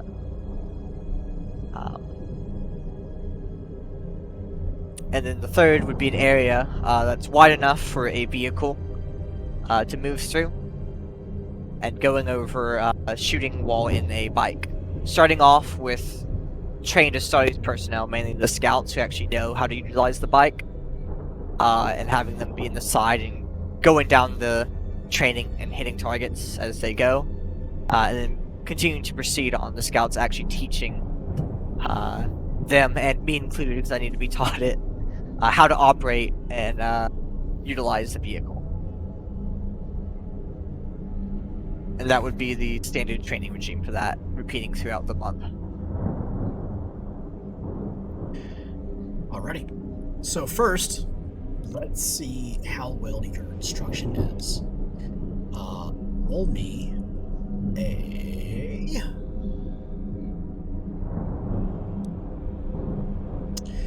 command or fellowship, whichever is higher for you. Which they both Fellowship relate to each other. So yeah. Space. This is basically how well you're able to provide instruction and relate it to the WoW. Yeah, I'm gonna fate reroll that. Cool. Yeah, that's a bad roll. Much better. We just hit each other on the head. Yeah. At a 4.4, Vodka is basically just punching Hit you each guys, other. trying to figure out why you're not picking up the information. Dodge it! Dodge it! Why are you dodging it? Dodge it! Dodge! What? Oh! Well, stop dodging! just No! randomly when they're in the hallway, contact and just start shooting at them. He's hitting you guys multiple times, not understanding why you guys haven't learned to dodge yet. This is how the Crusade are trained to be. Anyway, so Vakken, I mean, this is your first time really teaching humans in a Astari's environment. This is the first time that you're really teaching anything outside of how to keep a space marine alive, or how to recover gene seed, or really anything that's medical. And this is your first time really interacting with these guys on a more personable level. You find it somewhat hard. Though, after a few times of, stumbling over yourself, not verbally, but just kind of like, okay, they're not getting this. Okay, they're not getting this either. Okay, this is not working. You've kind of found a rhythm that works for them. And they begin to kind of hold on to some of the things. Now, each one of you who are in this training, I'd like for you to roll an intelligence test. Oh, we're in trouble. This is to see how well you guys retain the information that he is teaching you. I'm gonna fake that one. Okay, cool. Question: was I supposed to be a member of this training? That guy. You can if you want to. Okay. Yep. Okay, just making sure that this was intended for me as well. Hack is small. Oh my god. Oh my god. Holy crap on a stick. Actually passed it. What? Smarter than I everybody. technically pass it with He a 6 actually degrees of success passed. 3 now. I also have a That's natural insane. He just he just picks up like a weapon, and it's just his mind just changes. He's like, I am a Starjuice now. Okay, hold on. I'm faint to I'm big reroll. enough. Hold on a second. I am don't wanna Emperor be- Angel. I don't want to be outdone by an ogre. I'm not going to be outdone by an ogre. Yes! There you go. He still has 2 more degrees of success than you. He has. I'm guessing I already faded once, so I'm guessing I can't do it again. You can't fade again, unfortunately. Dang. Heath Garrett, these all seem like very simple tasks to you, and you're just sitting here going, but I'm a scout. But I'm a scout. But I'm a scout. But I'm a scout. But I'm I guess so. a scout. Good. Yeah. So you kind of pay attention enough to be respectful, but you're not really, like, retaining anything significant.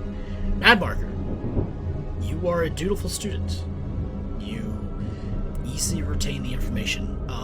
Vakken, in chat, could you please list out the particulars that you're talking about, just in a bullet point fashion, so I can kind of put together a meaningful change to skills if it's necessary? Mainly, my out-of-character purpose for this is just so they can take part in our chapter stances. Oh, Is my okay. So that's you're that's trying basically to... my player point is I want them to maybe not fully, but like be able to take part when we activate our chapter stances to actually get the bonuses or do something. Then you guys will be adding this into we'll say this under special abilities, I guess. Yeah, you can add this under special abilities once I figure out how I want to do this. Yeah, so Mad Marker, you basically retain information and you kind of figure it out very well. You're almost somewhat elated to take part in learning from the, Emperor's Holy Angel of Death, and a lot of the training that they kind of pick up. Frank, it's unfamiliar to you, it's untested territory, but in a small way, you kind of were like, yeah, I get this. I kind of, I'm down with this. All right, yeah. And you've remained some of it. Peck basically turns into a space marine.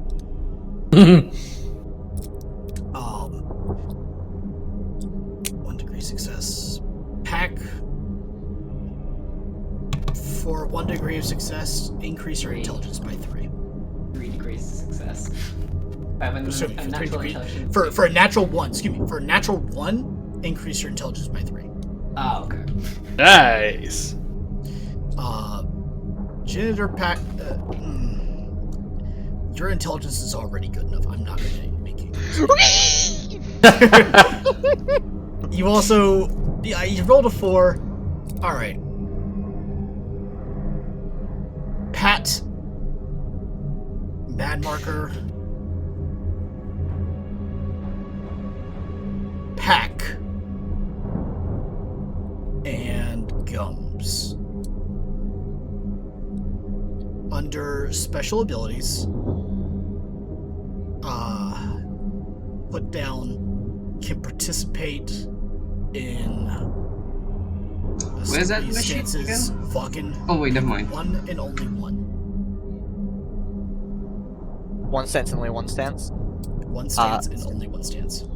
Yes. I already had the one I mentioned that was very specific for it. Okay. Which one is that? Unified Assault. Okay.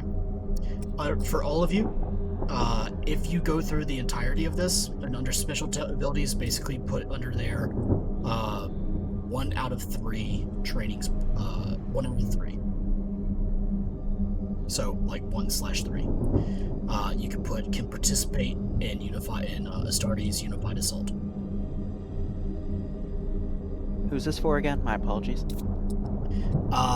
You, Pack, Pat, Gums, and Mad Marker. Everybody that passed the intelligence test. Yep.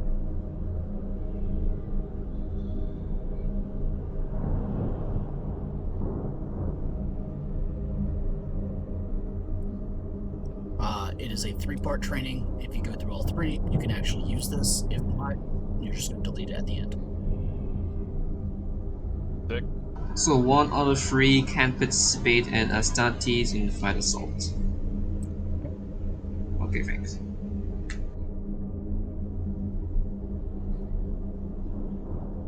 The rest of you, if you're able to, I mean, you could basically put this down there, but you have 0 out of 3. So you can't. What does 1 out of 3 represent? It's Stage 1 of 3, basically, once you get all 3, you can participate in Space Marine squad tactics.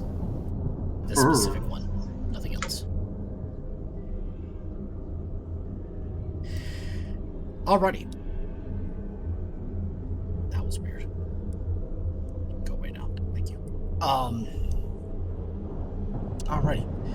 Is there anything else that anybody wishes to do with the first portion of this travel? Pack's still trying to put his armor together. Yes. Alrighty. Yep. You are trying to put your armor together. There is a Forge Master aboard this ship. Somebody of this party actually knows who it is and has met them in the past and could make the introduction for you. I guess roll me an intelligence check to figure out who that might be.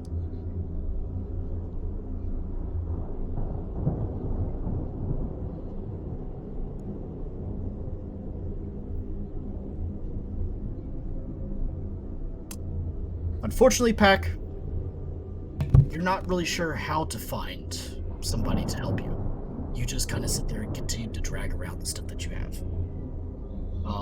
Until somebody either wishes to try to help you or something else. Okay. I have a bunch of metal for that Forge Master as well. Yes. However, yes, you do. But Pack knows that you do. Pack doesn't know what to do with it, though. Pack is a child. Yeah. Also, Gums- the metal that you possess isn't the metal Valkyrie. You haven't touched it since you got here. I know. Okay. I guess I'll go if no one else wants to. I mean, he's going to be trying to get in a workable position to be an effective scout in the agri world. So, Bless you, Exorcist. Bless you. what? Never mind. Okay, I'm going to message Tiger and ask him for an audience with the Forge Master.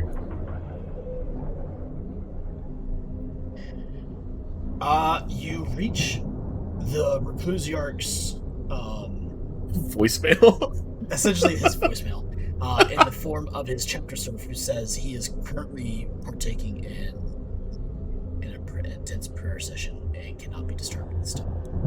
Understood. Could you do that then?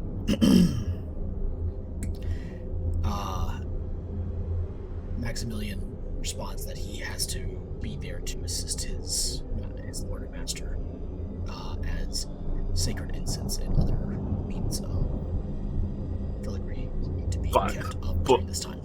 Body lotions and scented candles and all that. Understood. That's not what he's referring to, as he hesitates to try to tell you, but is then immediately yelled at. Then can I just have his name and location? Sure. Vakin, what's his name? You know what? I'm going through the list. I think it's under your notes. I'm going through the list, and I don't see it on our list. Cool. I got a name right here. Wow, that's also a name that's very similar to Tiger's. Tigre? Tiger. If we did it, it wasn't written down. Yeah. On the. So I know who. I know the head tech marine, but he wouldn't be the master of the forge. No.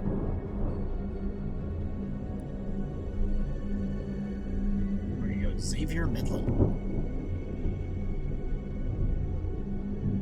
Beautiful. Please spell it. It's in chat. X. Thank you. Then I'm going to start making my way there. Okay. You reach the forge section of the ship and are immediately stopped by two Astori's hoplites who cross their spears in your path. Their helmed visages basically just stare down at you as one of them speaks up. Stop, human. By what right do you have to enter the forge?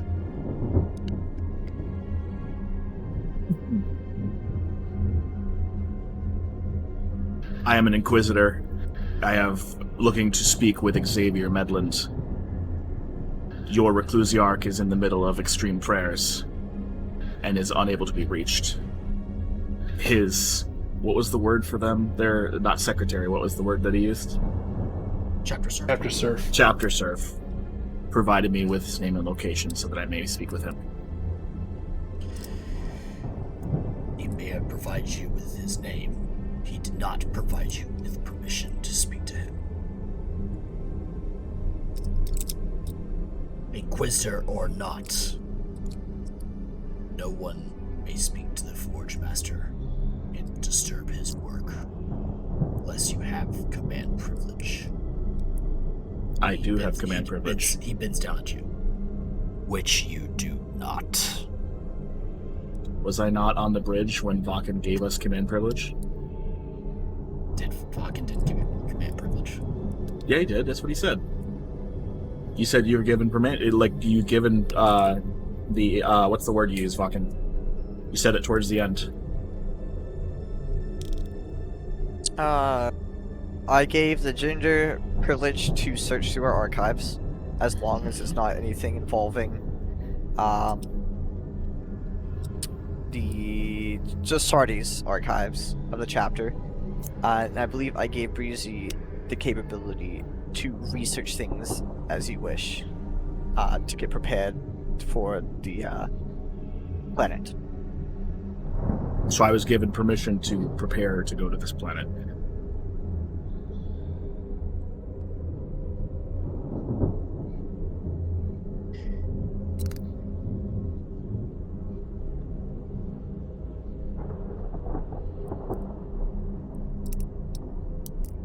Okay.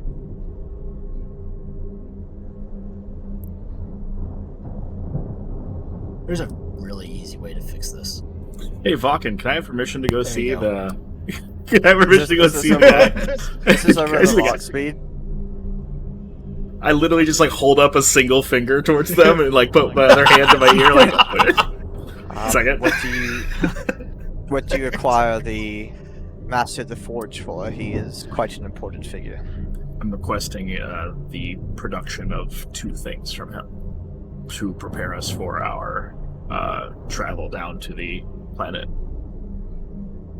I have no issue or qualms with you communicating with him, but if he is busy or has important things at hand, I ask that you do not disturb him and come back at a later date. But should he not be busy at the time, feel free. Understood. Please let your guards know that I may pass. Who's it there? Tweedledee and Tweedledum. You fucking dick. Can you let them hear me? I put it on speaker. It shouts in your ear, Breezy. Brothers, It's a please fucking communicate. boss speed. What do you think? Please communicate with the Forge Master inside and ask him if he is available. If he is not available at the time, inform the Inquisitor here to come back later. If he is available, give him permission as long as the Forge Master allows it. You hear Vox click in front of you, Breezy, as one of the, or you hear Vox clicks over both, and one lowers his spear and enters inside while the other one steps into the middle to block the path.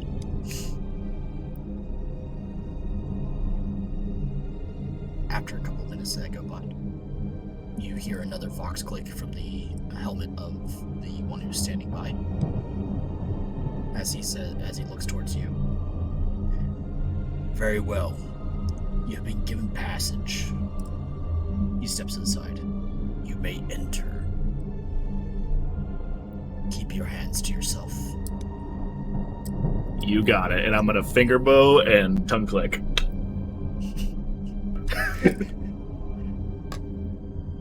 Fucking humans.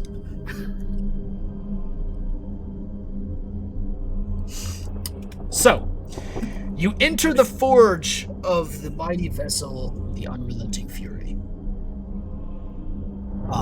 It is a dark, very industrial, smoky area, and you can actually hear the sound of hammer and anvils, as well as a number of other machinery. Industrial-style grinders, a number of whirs and like sounds of high-pitched drilling. As you walk by, your eyes can barely just pierce the darkness from the smoke and haze, as you see a number of tech marines who are they're multi-segmented megadendrites working on a number of different weapons. From the brightness of one forge, you can actually see the gleam of a power spear as it crackles to life, and then dies back down as it disappears out of your sight again. From the other side, you look towards another forge that is just dimly enough lit for you to see the reflection of a Hoplon-style shield as it gleams in its own darkness. The multi-segmented megadendrites turning it in and out of the light as a helmed tech marine stares up at it. As you begin to approach kind of like the rear of the room, you see another 2 armed hoplite marines. They're equally multi-segmented megadendrites curled up towards their power pack, but standing in your way. Again, just as it happened before, these 2 also, though they look different, block your path. That is far enough, human, one says. No man, Astartes, or human is allowed to ascend the dais of the Forge Master. You see as the forge that is up on this raised dais platform erupts to life and then dies down again as a blow continues to blow fresh oxygen into it. And the Forge Master then begins to beat at some sort of illuminating metal upon his anvil. He looks at it for a second, turns it. His megadendrites turn the metal a couple of times as he slams his hammer upon it. Each strike throws up sparks and shavings of the cooling steel down to the ground. He stops as he begins to examine it in the air again and puts it back into the forge. As another megadendrite begins to work the billow, he turns around towards you.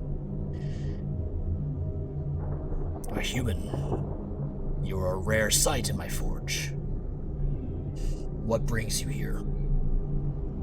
The chief apothecary tells me that you have need of me.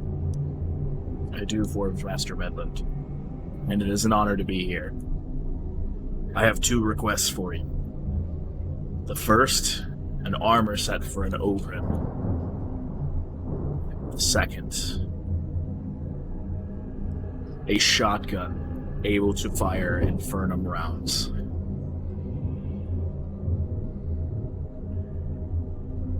I hear you are the best.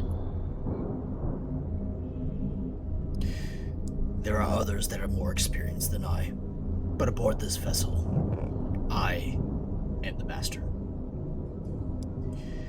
However, armor for an Ogrin is not something that we are typically accustomed to. Interesting. He looks up and hear ever so faintly. Actually, you know what? Actually, give me an awareness check. You don't have augmented ears, but you barely have a fuck ton of awareness. Damn. You hear a vox click from him. It's barely audible, but you can hear it as you see another pair of individuals begin to approach, also technocrats. He looks towards you again. This is Boreas and Damas. They are apprentices to mine. I have taught them much. The construction of any particular armor for an Ogrin is nothing that requires an immense amount of skill. Boreas, as the youngest, can handle this. With his... yeah, exactly how it's spelled. Damas, on the other hand, is one of the more experienced. With an A. Or sorry, with an S at the end. Yes. Good. Damas, on the other hand, is far more skilled. If you can provide him with a particular human-style shotgun, he can augment it enough for it to be able to handle any sort of infernal rounds. It is not a difficult task, but something that does require a bit more of experience. Understood. I also have a modest amount of ceramite scrap that we will not be in need of. That is yours for usage if needed. You may deliver them here if you need to. We will probably smelt it down and reforge it into something else. Wonderful. Thank you for your time. Very well. Then you have your leave. You are lucky that he did not notice. Yep.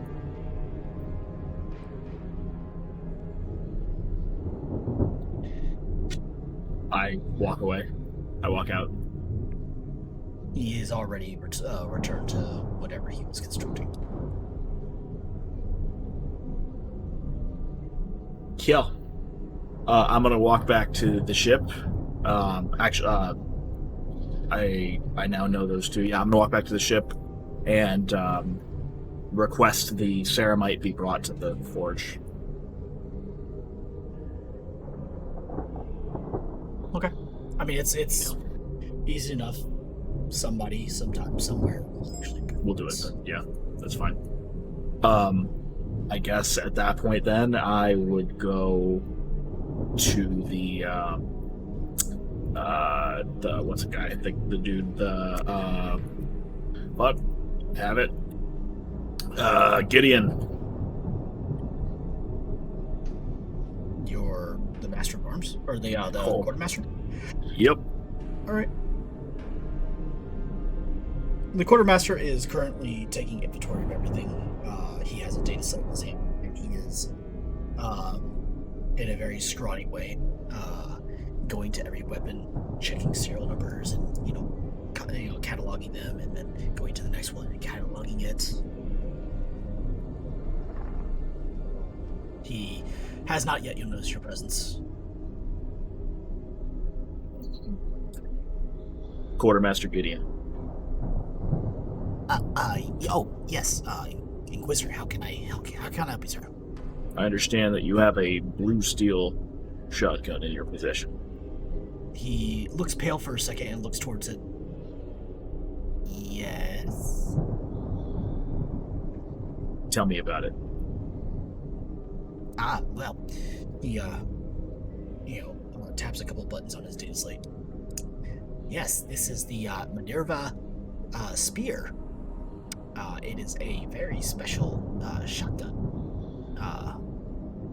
Very, very well made. And is capable of actually firing multiple rounds in very quick succession without having to reload.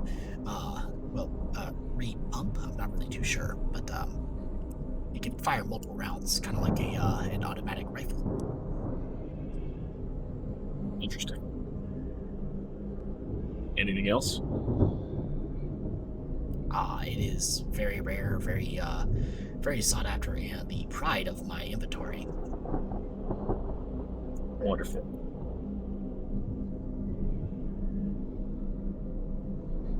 Why is it not being used? It is to be issued out whenever the veteran sergeant of Madbarker has approved, or anybody who is higher ranked than him. So particularly the regimental sergeant major or the commander. Of course, I would never tell the commander no. Interesting. Wonderful. Then I shall be requisitioning that weapon for you. I believe it requires the approval of either the regimental sergeant major, commander, or the veteran. Or maybe our Astartes quartermaster, Pontius. Oh God. That's what I Sure, thought. And I show him the data slate. Okay. He should recognize it as his data slate with the things crossed off. He's just kind of like, he just like looks incredibly defeated right now. You can also throw in any ammunition that'll work for that weapon as well. It can take standard ammunition. It's just that it fires multiple times and it's very, very well made. Wonderful. I'll take as much of that ammunition as I can hold. Okay. I will. Can't put it in that chat, so I'm going to put it in this one.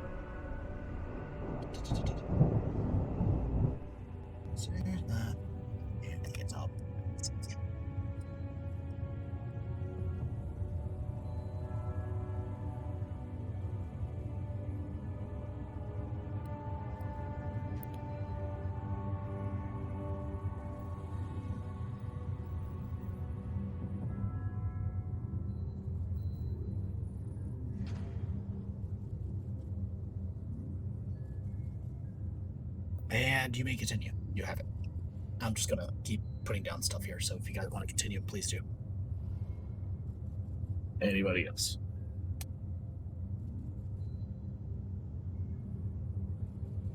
Oh, I did type down that Gum's gonna continue the path of Swole. I don't know if he's still doing that. Roll me a strength check followed with a toughness check.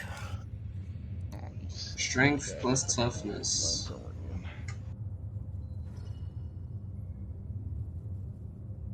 I would fade to succeed at. Alrighty. You're able to lift things up and put them down again. Oh my god, However, your body is screaming in pain at you.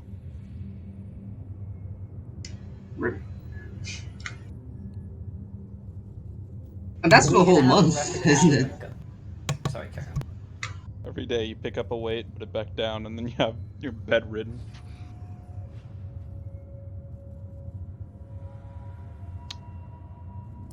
Achilles. Yes. Would I have all the equipment necessary to begin growing synth muscle? Roll me. You fucking hell! You brought literally your entire fucking staff. Roll me 1d100, then add 20 to whatever that is.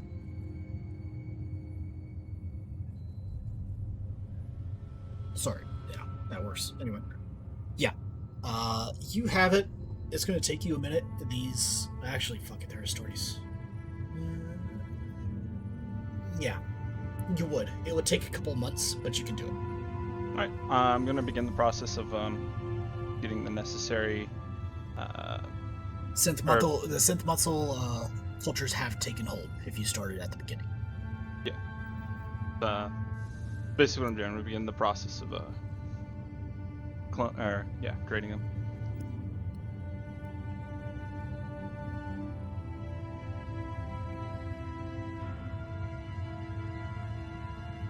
Okay. Should be enough information for you, breathing. Got it. Thank you.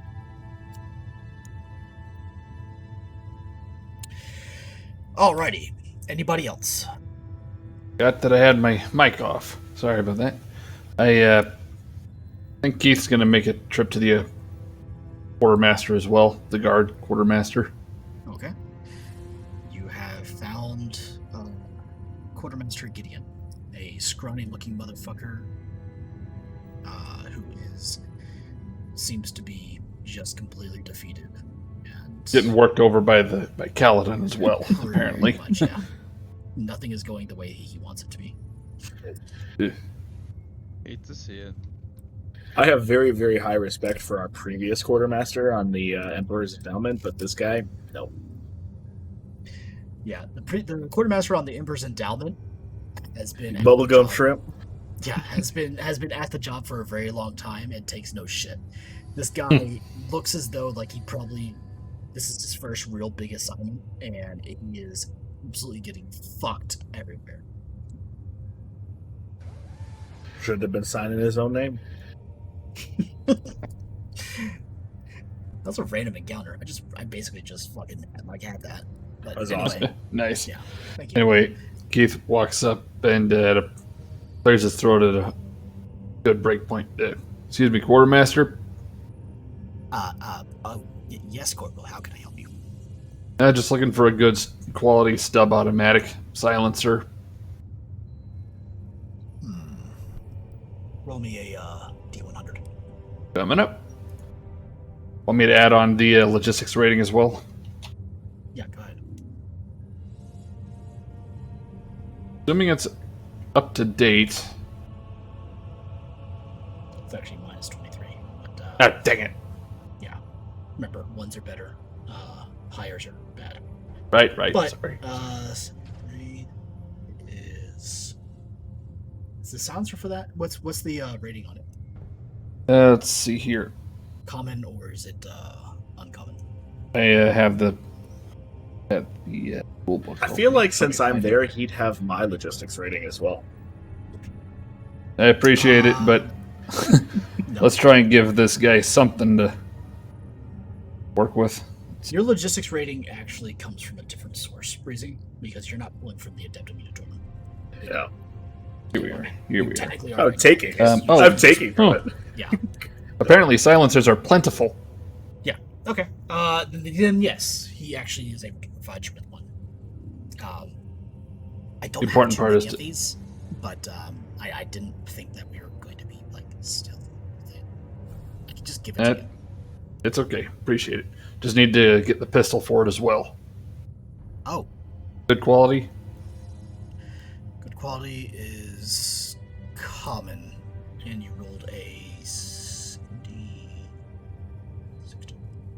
Yeah. Yeah, that's easy enough. You can add one to your inventory. Yay.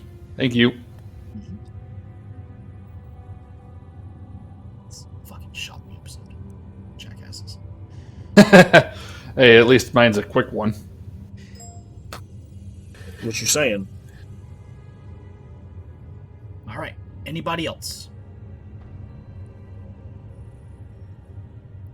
I'm going to ask over the squad frequency if anyone has experience actually driving vehicles. He pipes Yes. up. I got a little bit of it, but wasn't quite as good as old Johnny was. Too bad he's dead.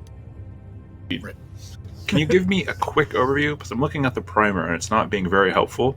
It's been a long time since I've actually had to drive anything myself. Usually people are driving me around. Yep, I'll be over there. I'll do what I can, but I'll need to look at the vehicles themselves that we're dealing with Wait, first. can't Cal drive? Yep.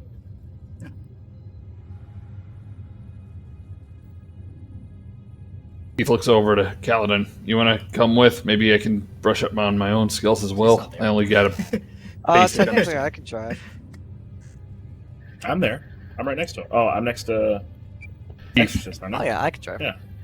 It's more that I'm trying to get a very basic idea so that when I actually have to run the training, my character would actually understand what he's doing slightly. vaguely. Oh boy. I mean, you have the Nexus, which has access to all of the training manuals for literally everything. Good point. I'll try and give that a look over. Thank you for these data pads. The funny thing is that if Black Templar come back, he could actually pull up any information, or he could pull up any information from anywhere at any time, once per day. It's a shame. Attempt to understand it. Yeah, it's kind of a shame he hasn't been able to jump back in. Mm-hmm. But yeah, Keith will head off to try and do what he can, because if anything's Fellowship's any hint, he's not the best teacher. All right. Anybody else? Cool. Let's go to our first break, or to our break for the day. And be back at 7:22. 7:20. 7:22. All right. Fug. And now, a word from our sponsors. Here we go again. I have forgotten that 722 for me is just 722 for you guys. In this 24-karat comedy, Rob Schneider is a carrot, rated PG-13. Rob Schneider. Sorry, what? You'd think of all things Rob Schneider would be if he'd be a lettuce. Rob Schneider is a stapler. Am I thinking of the right Rob Schneider? Who's the guy who likes feet? I don't know.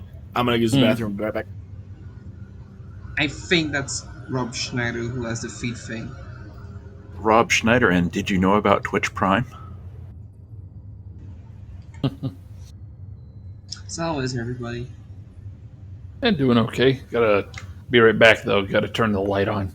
Gums is gonna become swole mountain warrior. Just you watch. He's gonna become full on mujahideen. I really wanted to, while he was talking about all of that, just start going. How does it go?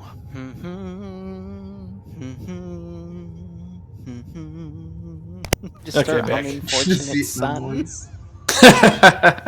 When I said Vietnam noise for Fortunate Son.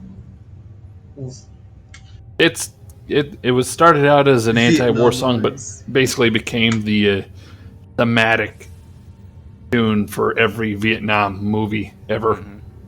Well, almost. Thank you, Apocalypse. Apocalypse Now?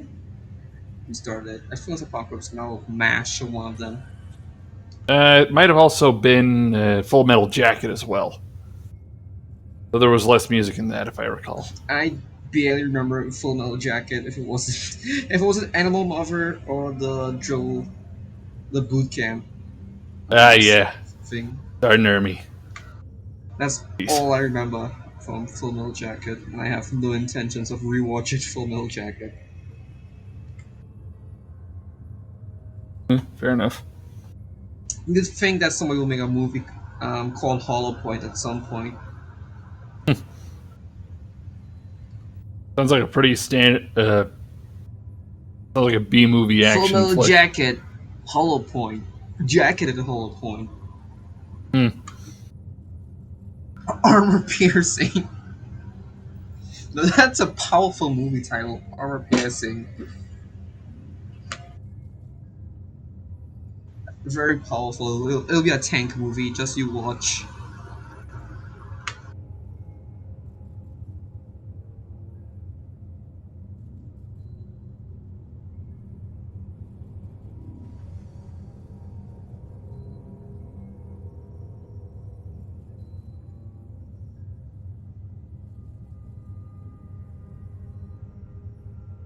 I feel like Achilles.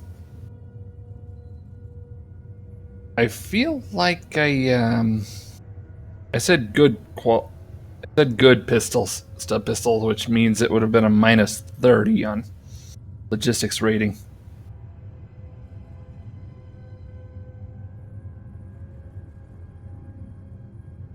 Appreciate it. Making sure you know that I okay to take penalties that I wouldn't have gotten. I know. No, you're fine. At least you're I honest. basically just gave Breezy a Vox Leggy pattern Orbita combat shotgun. So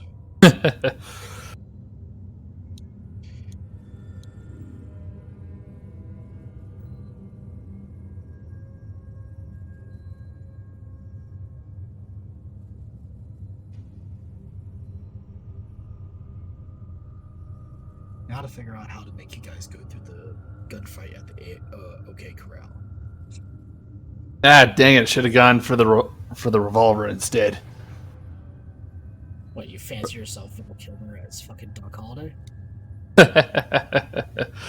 Please, everyone knows if you're going for the revolver, you're going for the John Wayne look. I don't know. John Wayne has nothing on Val Kilmer in that movie. Fair enough.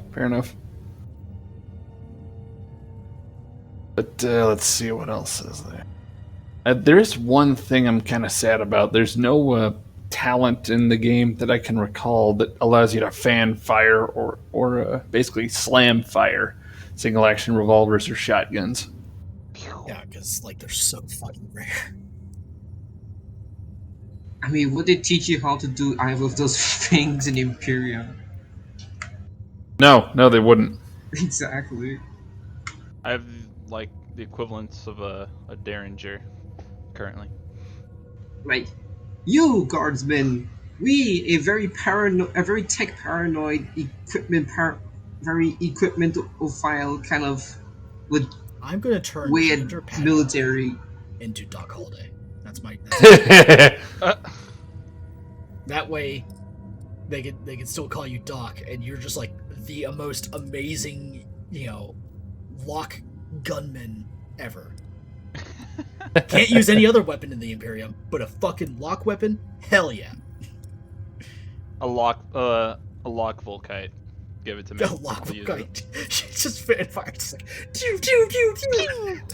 I mean, the one I already have is a single shot anyway. But yeah. Pew! Each hit actually does 2 damages. He can Yeah. fanfire it, and if multiple hit, they just fucking stack damages like crazy. Oh no.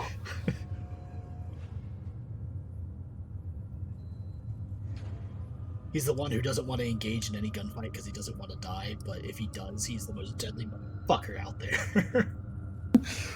Isn't that just Gums? Because Gums have a very good. You're a sniper, dude. I need to flex somehow, okay? I need myself feel good. Everybody to take 2 hits. I can barely take a half hit. I can hide.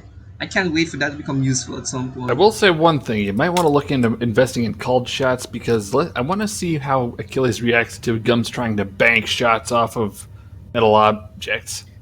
You can't. You can't bend a bullet, but you can certainly ricochet. Yeah, you can ricochet. That's what I'm saying. Bank the shots off of solid objects. I think I have called shots actually. Let me check. I'm pretty sure I invested into That'd be Deadeye and Sharpshooter. That would completely nullify ranged called shots. Oh yeah. Hold on. I have Deadeye and Sharpshooter. Yes, I can. There you go. There you go. You got the ones you need that I'm aware of. No, I just need to have a situation which I can ricochet off a surface to shoot someone behind cover. Actually, making some custom skills. Yeah, it's part of the reason I got a prototype. Only war prototypes text document for that kind of thing. Still have to work out some bolt gun expertise and mastery talents since none of the rule books have that.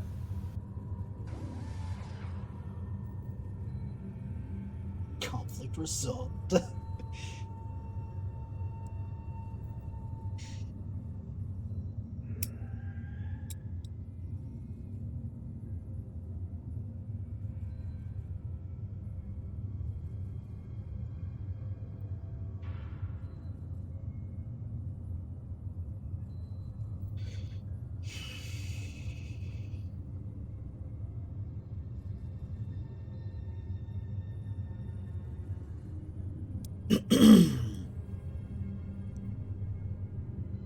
I'm back. Alrighty. Is everyone else back? If so, we can start a little earlier. Roll call! Yeah, I'm here. Spawn's here. Peter, is you're back? Mm-hmm. Vlakin, you're back? Vlakin? Vlakin, come back to us. What's about ASMR quality? It's his new microphone. Oh, this is the new microphone. Okay. It's hard to keep up on the things you people have. I do have stuff and things. Share some. And I'm right in your ear. Just right in your ear. Share some. Just hear me right in your ear. Share some, Achilles. My economy is slowly going to hell. Could just move to America. I could, but I'm also brown. I'm also brown.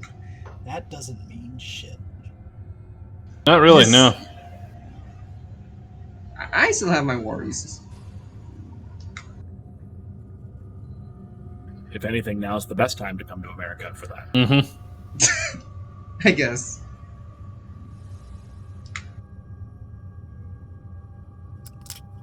Ready? Libru, are you back? Mm-hmm. Hi, Libru. How was your Christmas? It was good. How was yours? I was drunk. As we were all. Wait. Still yes. am. Somehow I'm not surprised there. I know. Breezy. Breezy, I know. Oh.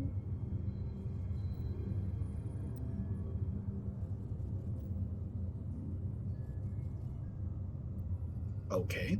If Libru's back, Mad Marker, you're back? Yeah, I'm back. Knockard Spart. Extras is back. Longfield, are you back yet? Yeah, I'm back. Yay. Okay, cool. Peters, are you back? Yeah. Vakin, are you back? Motherfucking Vakin. Banned. Demoted. Or promoted, whichever's worse.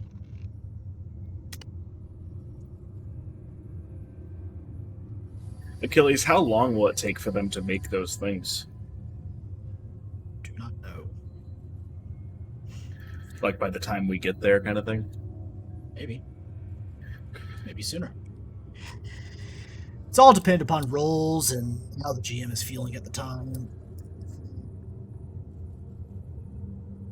And roles. Fuck, why am I getting a craving for hot chocolate right now? Oh, Tis the season. Frank's cravings, man. Hot chocolate. Delicious, delicious hot With chocolate. a sexy Eldar I gift, I just made some hot chocolate in the toilet. I'm sorry, you made some. Wait, what? Don't, please don't. You take 5 psychic damage from the GM slapping your character. Personally, I take 5 psychic damage. No. But I took psychic damage from hearing that. Me and a player.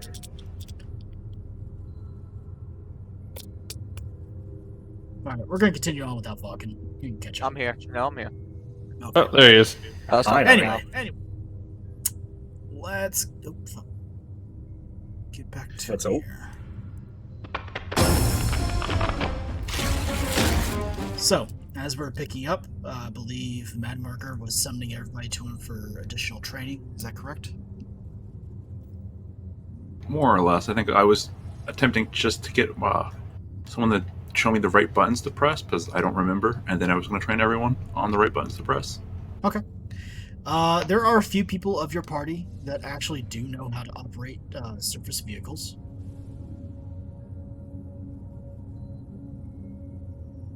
You're aware of, I think, at least one of them.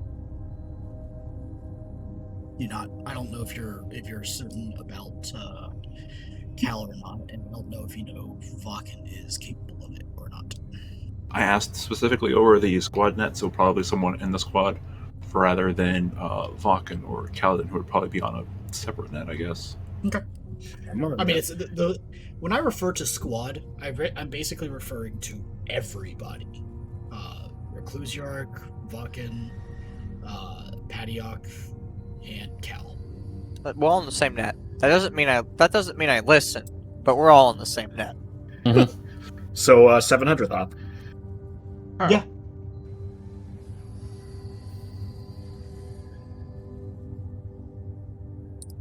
But you all hear what you hear, so. I'm on the way. Yeah, Keith's already on his way out, too.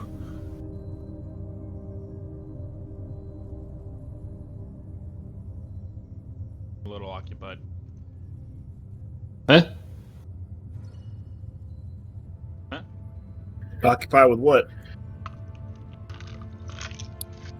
Nurturing synth-munchal cultures. What's that? You wouldn't. He's I missing. wouldn't know. That's why I'm asking. I thought Achilles said I was hearing this. Yeah, you can hear it.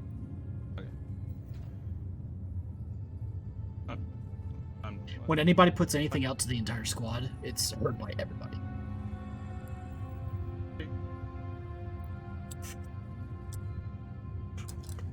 Whether or not you do anything about it, that's something. Okay, well, we're going then. Those are going to be there, and I'll see you there. Anyway.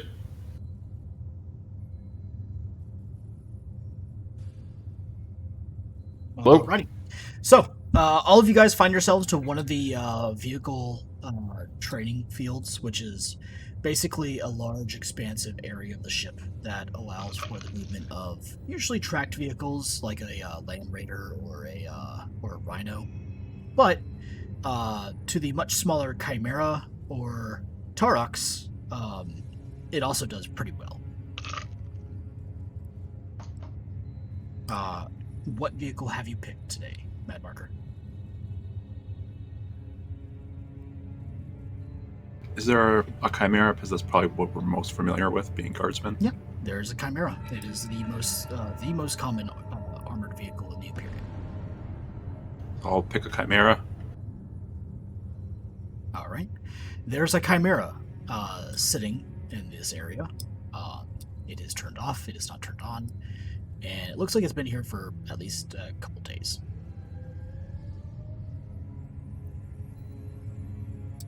And the veteran sergeant is currently just standing by it. Learn how to drive the old armored school bus, huh? I think I learned at one point, but it's been a very long time and probably multiple concussions since then. Know that feeling. I gotta warn you, like I said earlier, I'm not the best. I'm not officially trained on it, but I know a few things about it. So, might want to get some distance, just to be on the safe side. Anyway, with that said, Keith hops into the driver's hatch. Is there a bike around here? Roll me a... Actually, you don't have to. There's not one... There's not one that you see, no. Dang.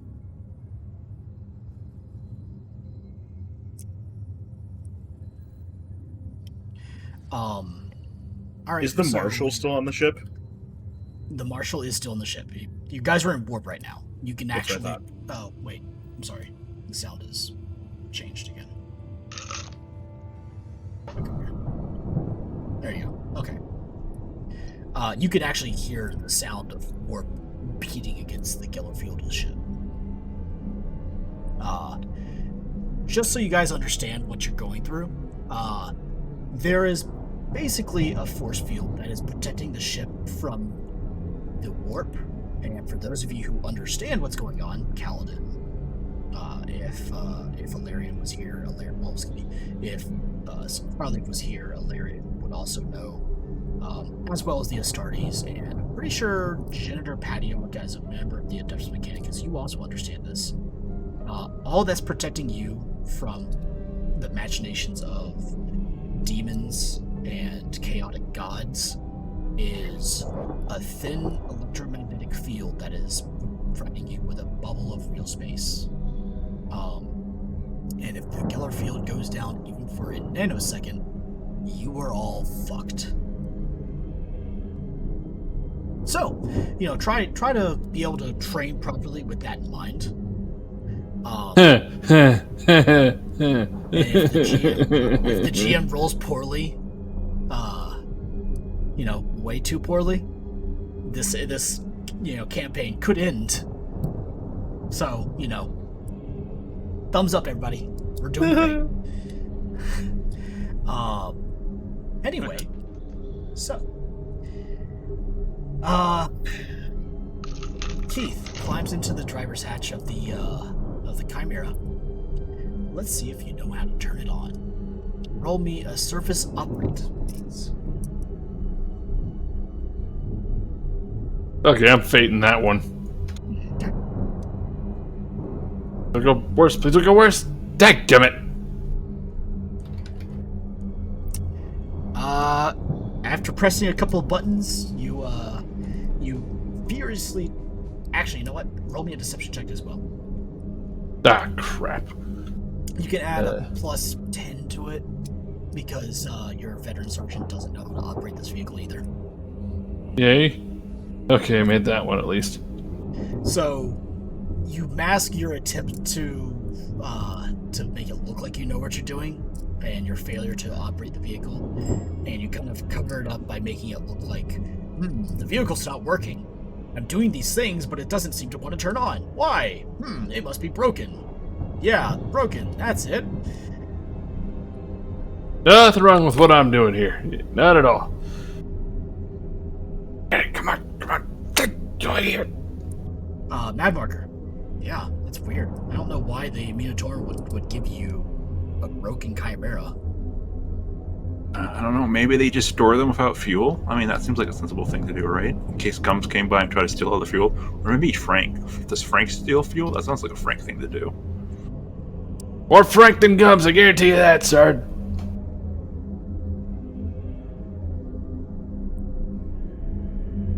God, Steve, man. Let's see. Is anybody else there?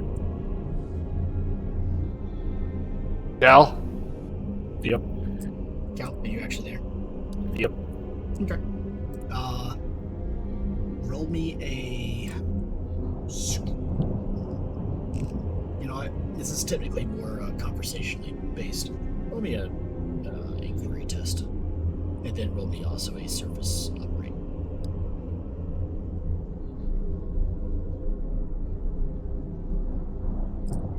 What, 2 degrees of success?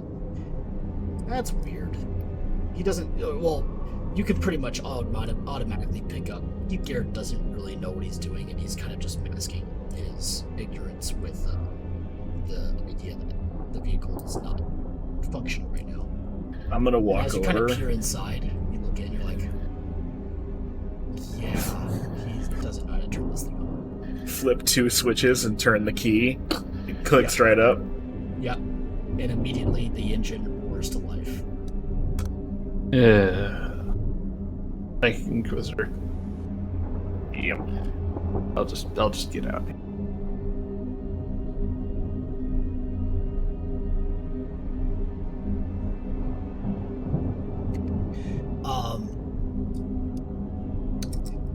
So, Kaladin, and as you seem to be the one who knows how to operate this vehicle,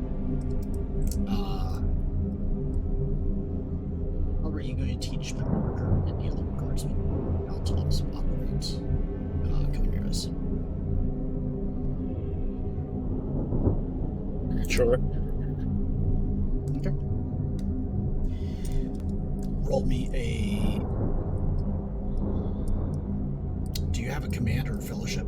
Well, I know you have fellowship. Do you have command? Yes. Roll me a command check first to see how well you can give the instruction, and then we'll roll a intelligence test for everybody else to see how well you can pick it up. 4 degrees of success. 4 degrees of success. I will grant all of you additional plus. Cut it. You can get an additional plus 20 to your rolls. The intelligence roll?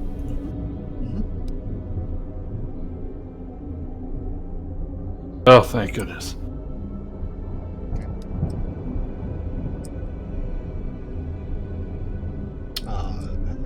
we go. All right. Is there any other guardsmen here that are learning how to operate vehicles? Once, twice, sold. All right. Key the Mad Marker. Kaladin is a little rusty at this, but he actually figures out his way. He has operated similar vehicles in the past, and does provide a very good instruction on how to basically use the Chimera, how to drive it, how to operate some of its weapons, how to, utilize its sensor suite, its communication suite.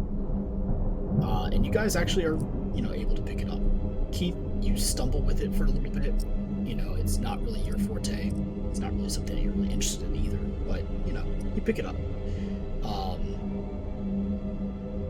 And after a little bit of instruction, you guys kind of get a basic tutorial on how to use the Guardsman Chimera. In your special abilities, please put can operate vehicle Chimera with no penalty. Can't operate it well, but you can at least operate it enough to where you're not going to kill yourself. So effectively, you have a check mark when you do Chimeras. Chimera specifically.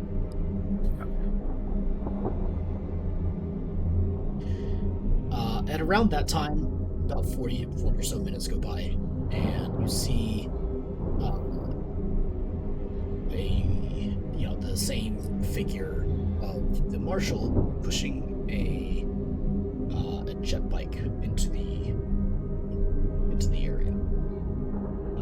is a black, kind of a black on black with a gold Imperial Orbita emblem engraved onto this, relieved onto the side.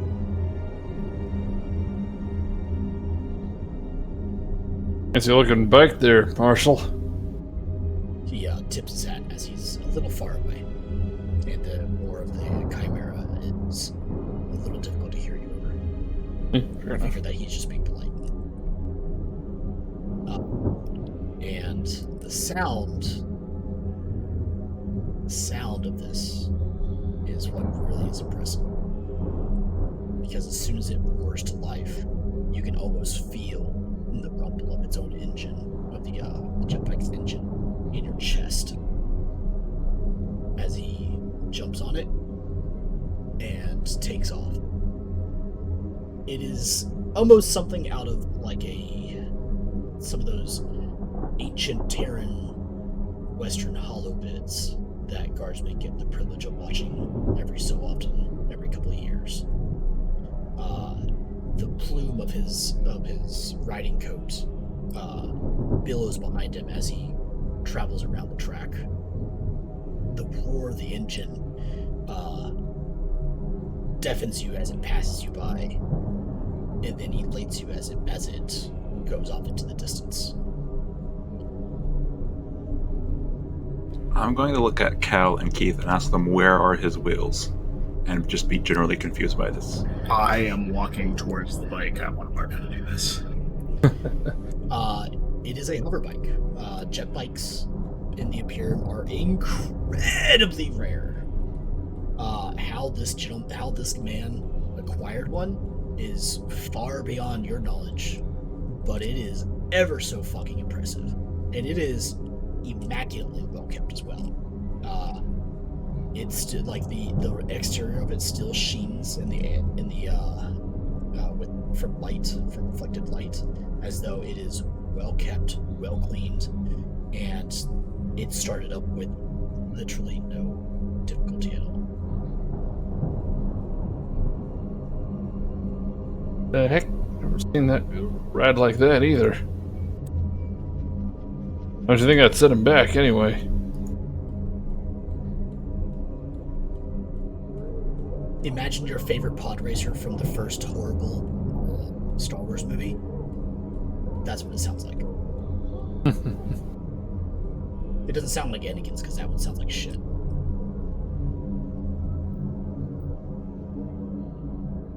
After he does a couple of laps, he comes to a slowing stop just in front of you guys as the engine goes into idle. It rumbles with a very pleased machine spirit. I want one. Howdy, partners. Doing a little bit of vehicle training, I see. That's right. Well, just to let you guys know. Or, sorry, that's me.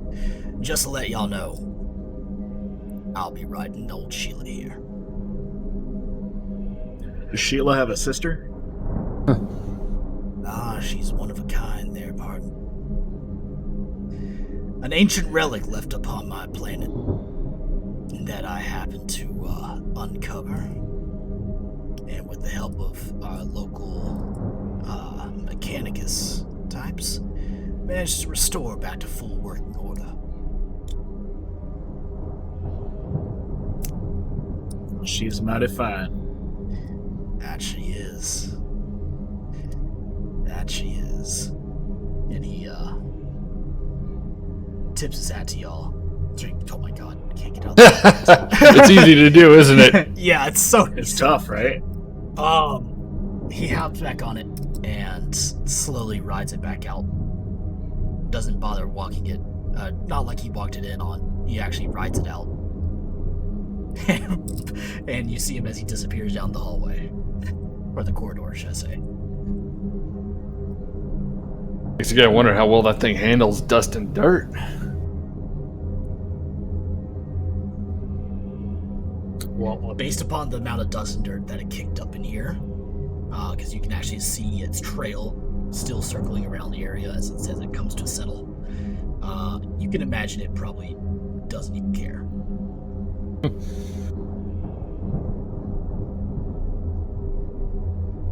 Good thing, too.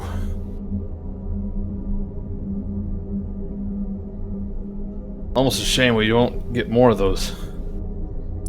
Roll me common lore in the Imperium. 1 minute. Anybody else that's also trying to, well, I guess Mad Marker. No, Mad Marker, you can roll common lore. Oh, yeah, I'm not. Anybody else who wants to know, you can roll common lore Imperium.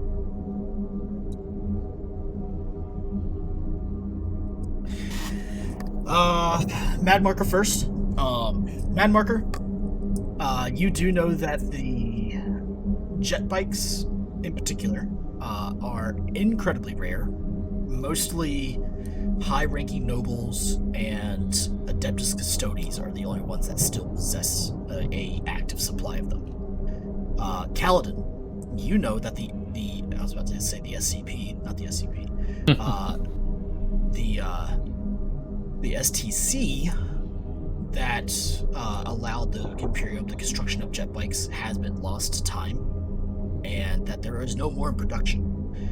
The ones that exist are the only ones that exist. And you also know that high-ranking nobles of the Adeptus Mechanicus, Adeptus Administratum, so basically like planetary governors and stuff like that, and Adeptus Custodes are the only ones that have really any active supply.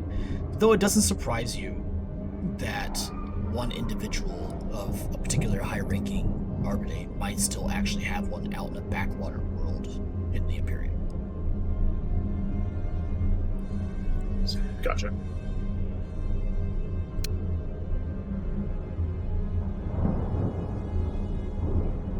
Well, anywho,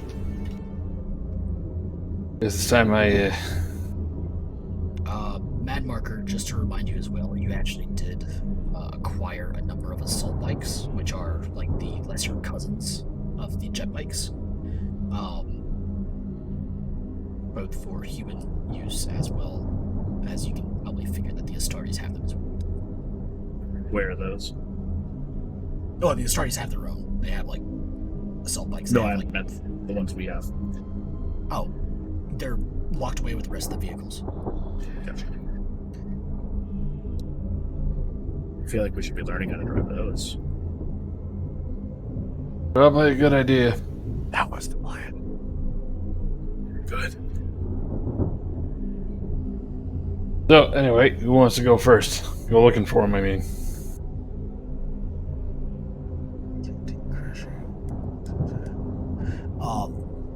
Sorry, was there a question for me? Yeah, where do we find those? Like, where are the bikes that we want to learn how to use them? They're back in the vehicle storage bay.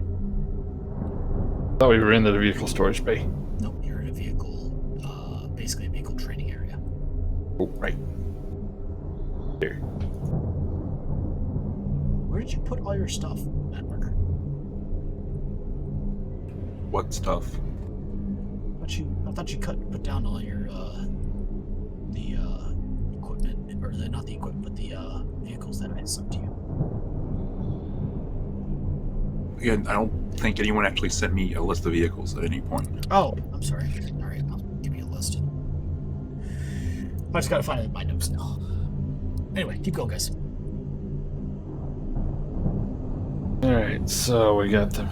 We gotta use the bikes, gotta learn how to use those. I'd like to pull up the training manual for the assault bikes.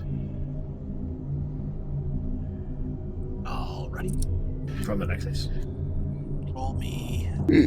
I forgot what we assigned your Nexus to, but roll me a thing on that. It was a fellowship test.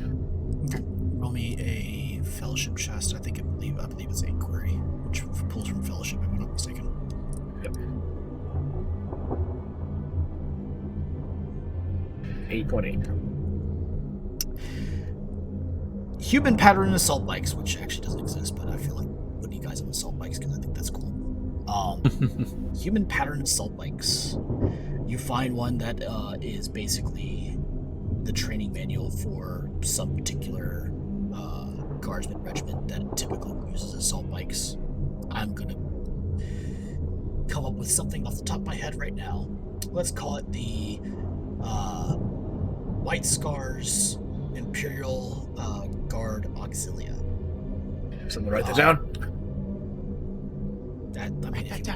Write that down. Thank you for understanding the SpongeBob reference. Thank you. Sorry, continue. You're fine. So the White Scars Imperial Guard Auxilia. You find their basic training manual on how to use assault bikes. Now, it's a little bit different than the Astartes pattern. The Astartes pattern allow for one rider who can also operate the weaponry aboard the bike, which is typically a pair of storm bolters, and on the rare occasion, heavy bolters. On the Guardsman pattern, there's basically almost like the cockpit of a twin-seater fighter plane. There is a driver and a gunner. The gunner basically operates the limited movement that the twin heavy stubbers have, while the driver essentially operates the vehicle itself. And it provides you with the basic information on how to basically keep your balance, how to drive it, how to start it, how to take care of it, all that kind of stuff. You basically find the entire basic training manual. You may not have an instructor for this, but you could probably find somebody. Or you could probably figure it out yourselves. Depends on which way you want to roll. Literally.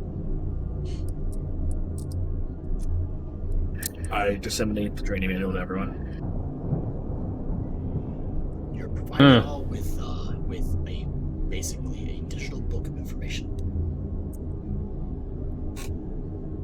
Andy?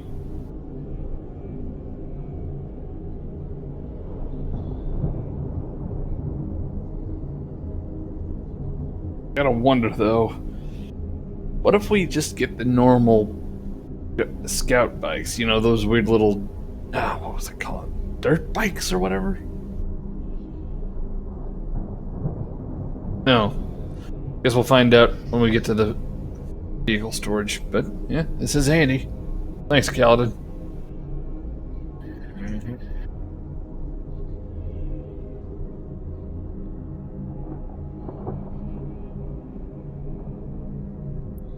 Alright, I'd like to find the person who runs the motor pool. I am very glad I was able to hear that because Breezy went static. Sorry. Person who runs motor pool, find them. Yeah. Cal wants to find the motor pool guy. In charge of the motor pool. It's essentially the same person. He's a quartermaster. He's your quartermaster for everything. This poor guy. Yeah. Partially because I don't want to create another NPC. Partially because I'm having fun making basically Henry Crabgrass the. I'm so happy. Henry Crabgrass as your quartermaster. I'm walking up again and raising my hands like I'm fucking ready for this. Wow, I didn't know. Come here, big boy. Part mechanic is. Oh, fuck you, Peters. Oh, man. Anyway, you see the quartermaster as he's taking inventory with a couple of tech priests who are basically tending to the vehicles. As he begins to look around to move to the next vehicle, he goes, "No. Yes, sir. What can I do for you?" Hi there. I'd like someone to teach us how to utilize these vehicles.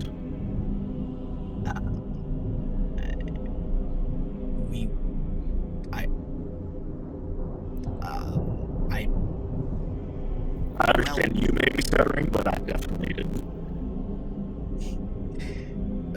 it's not necessarily a willingness not to, sir. It is more along the lines that we don't have anybody. I have people who, well, the mechanics here keeps up with the particulars of these machine spirits, but we don't have anybody that operates the vehicles. That was to be you and your compatriots. Well, this is awkward.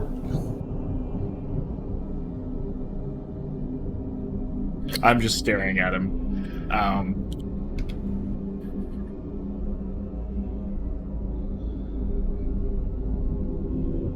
I see.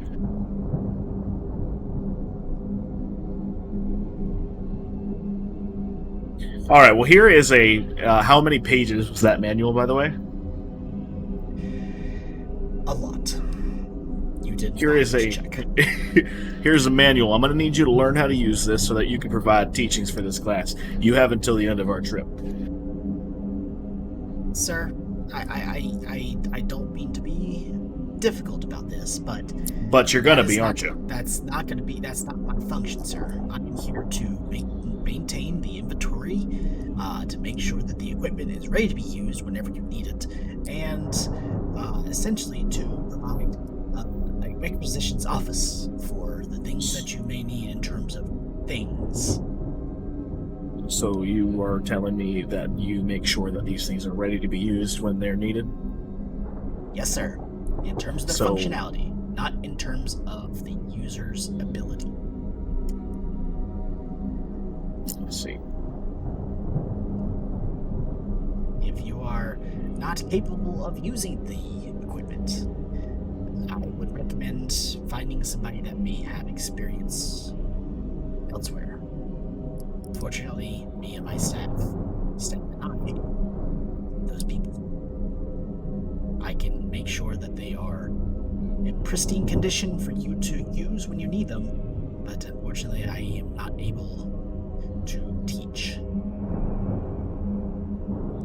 Let's see. Out of the bikes that you have, which one's the best one? Best condition, ready to go? Well, the newest one, that's only about 20 years old from the forges, would be the one over there. I have marked as 727.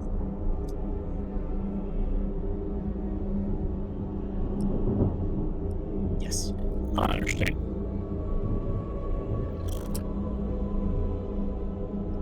I'm going to be sending you some specifications then. I want 727 to have all of them by the time we get to our destination. You are breaking up. Testing 1, 2. Nope. Better. Nope. Say the safe word, Breezy, the one we talked about. Samurai. How about now? A little better. Told you it worked.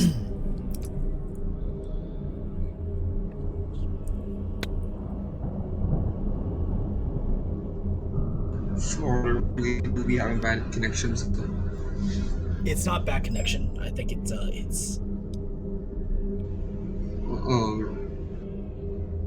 will do what I can, sir.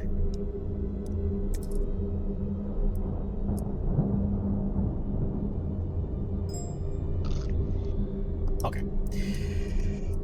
For chat, Breezy says, sending specs, have 727 fitted with them by the time we reach your destination, and then he walks away. And the very nervous looking quartermaster just kind of like shuffles back towards his tent. What are the rest of you guys doing? Boy. Well.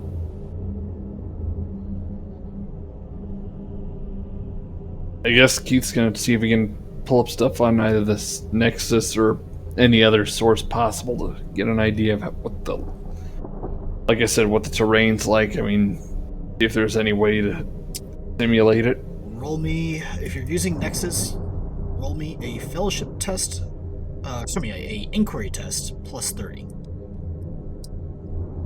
So glad I got the baseline. here, because now I have a plus 30 bonus instead of a plus 10 from that. I needed it.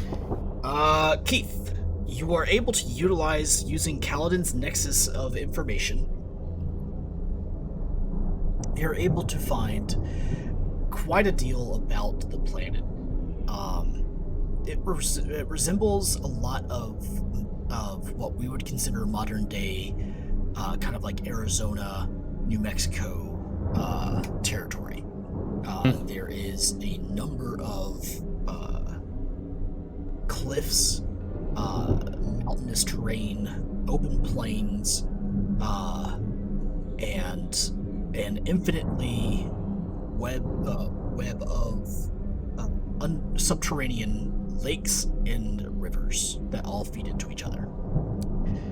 The plant life there is pretty sparse. There are a few trees, but they're kind of few and far between, and they usually kind of conglomerate in patches associated with the subterranean lakes, while the open grassland provides ample amount of very vitamin-rich grasses and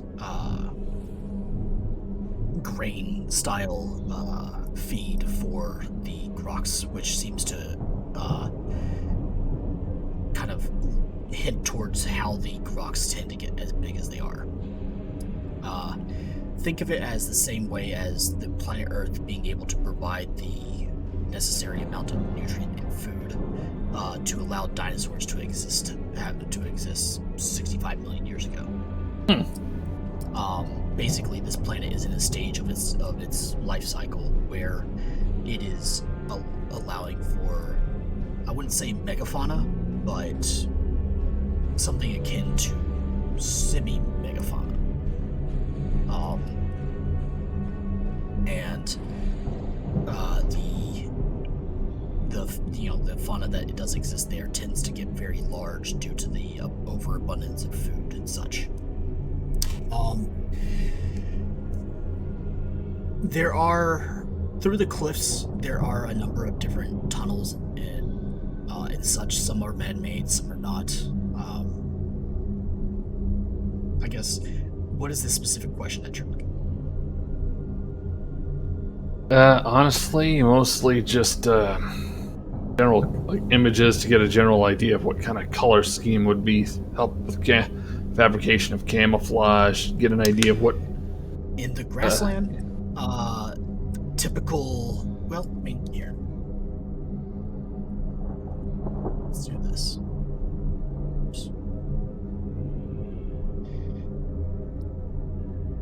So, the vast majority of the planet is multiple shades of green, due to the grassland. The only time that kind of changes is when you get towards some of the more mountainous terrain, where it kind of floats more towards a peat-style yellow, probably colored by the dried clay that makes up most of the mountainous terrain. Right. Other color schemes are more towards some of the quarried mine out areas of the mountains, where the dirt is more of a blackish color. But that is pretty rare, because Imperial surveyors that attempted to quarry the planet for mineral nutrients found that outside of strip mining the planet, that nothing else would be fully effective. And that the planet's natural state was far more valuable to the Imperium rather than strip mining. So in other words, mixtures of greens, tans, red browns, and black? Yeah.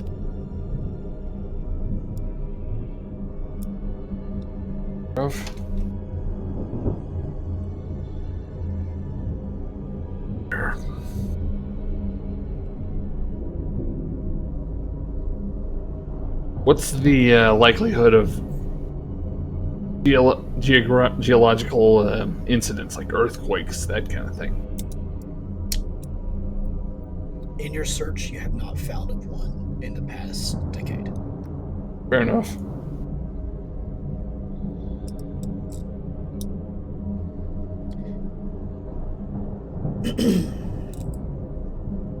Nothing significant. All right.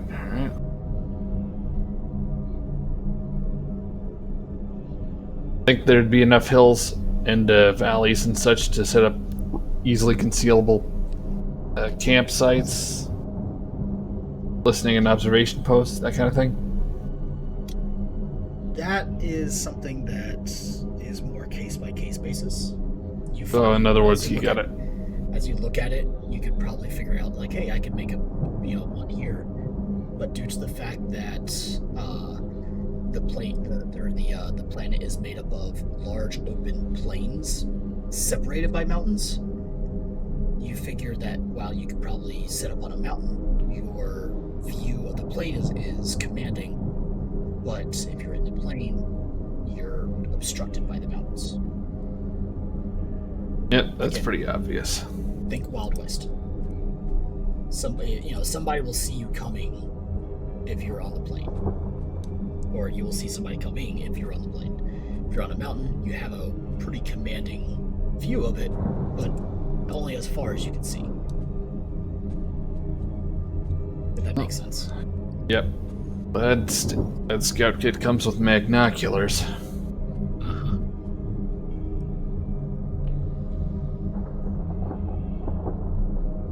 Easily salvaged, easily forageable areas, like can one easily find edible foods and such if necessary?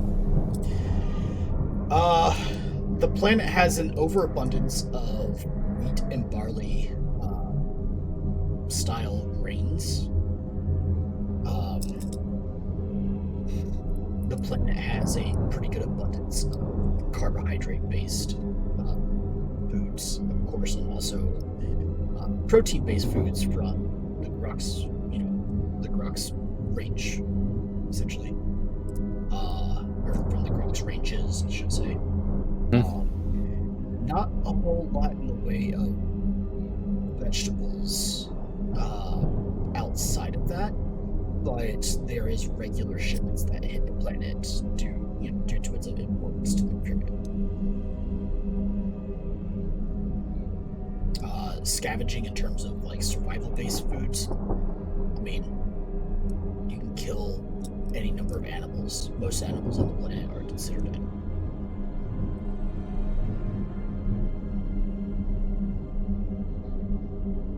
Water may be the hardest thing for you to find, only due to the fact that it's all subterranean. Yeah, that was my next question. Is there any way to at least somewhat reliably track subterranean water supplies? 2 degrees success won't be able to tell you that. Fair enough. Guess that's something I'll have to ask for later. I guess for right now, that's all I got. Okay. Alrighty. Anybody else? Gums, you're portraying the path of this wall. Based upon your former roles during this particular cycle, you are able to get a little stronger. Your next, if you continue this trend, you'll likely be able to get add a bonus to your strength and cut some. Yay! There you go, buddy. However, oh no, you are significantly in pain right now. I believe your last roll was pretty. Your toughness roll. 5 point something for toughness. Degrees of failure. So, Ginger Petioc or Gums, if you wish, you were in pain. It hurts a lot. It hurts to move. Medic! Gunk.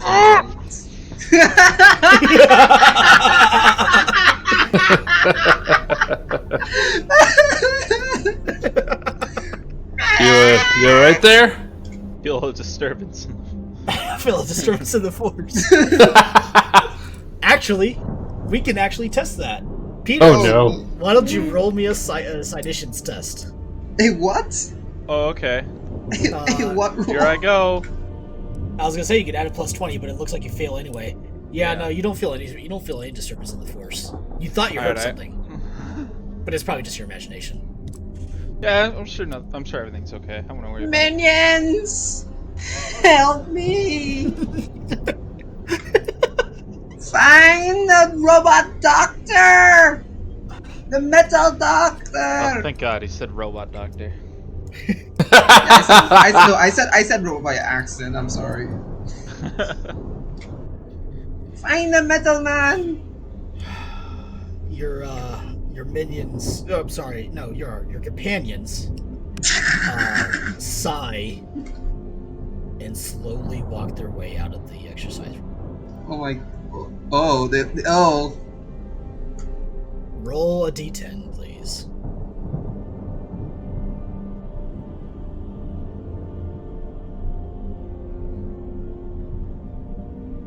They leave you there for 70 minutes. On the floor. In pain. In your Where's mind, that unable to move. Gums gives this kind of baby whimper. You hear Astartes, in low, growling tones. You think they may be laughing at you.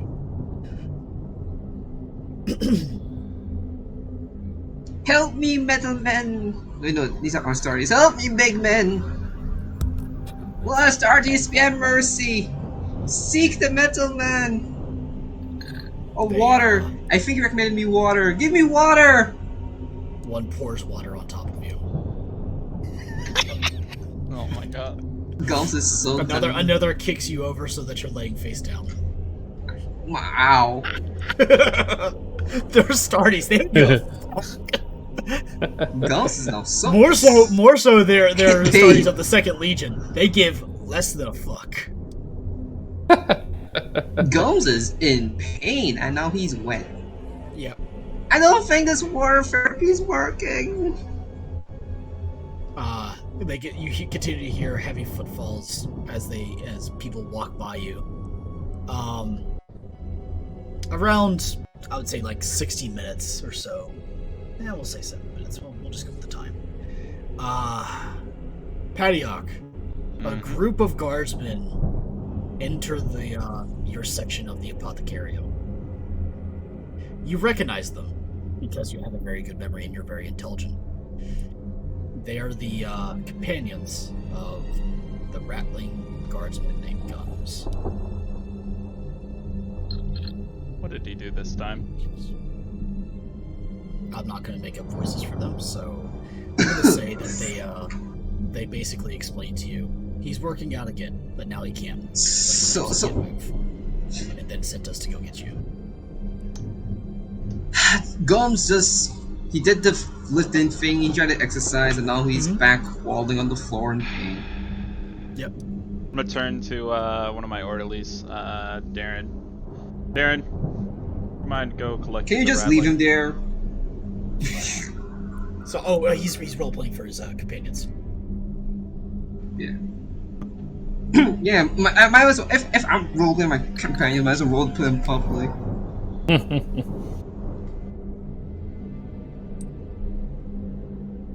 One of his comrades just points out that they left there with a bunch of other big people and it's already small.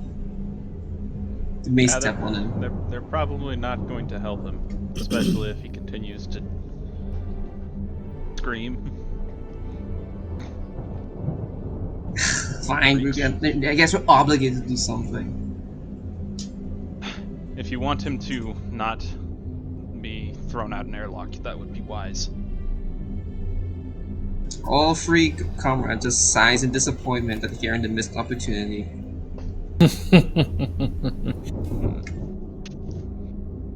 So what, do we just bring him, or...? Yes, just bring him here. They all sigh because they spent 60 minutes walking here. No, they purposely So Oh. that roll was that they purposely took that long. Oh my god, okay. They go back to retrieve their master. Do they drag him? How do you want to? How do you want them to carry him?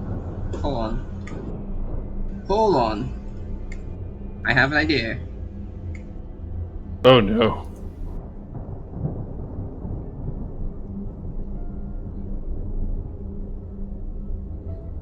Yeah, I did the dragon. Just missed it. Just missed it. They dragged him. Jeez. Gums suffers a couple of hits to the head from dragging over bulkheads, but makes it there mostly undamaged. As they basically drag Gums back into the Medicaid area of the apothecary. Mind you, it takes them like 5 minutes to get there. It took them 70 minutes to get there initially. What took you guys so long? We got lost. Amazing. What do you mean lost? We went there before!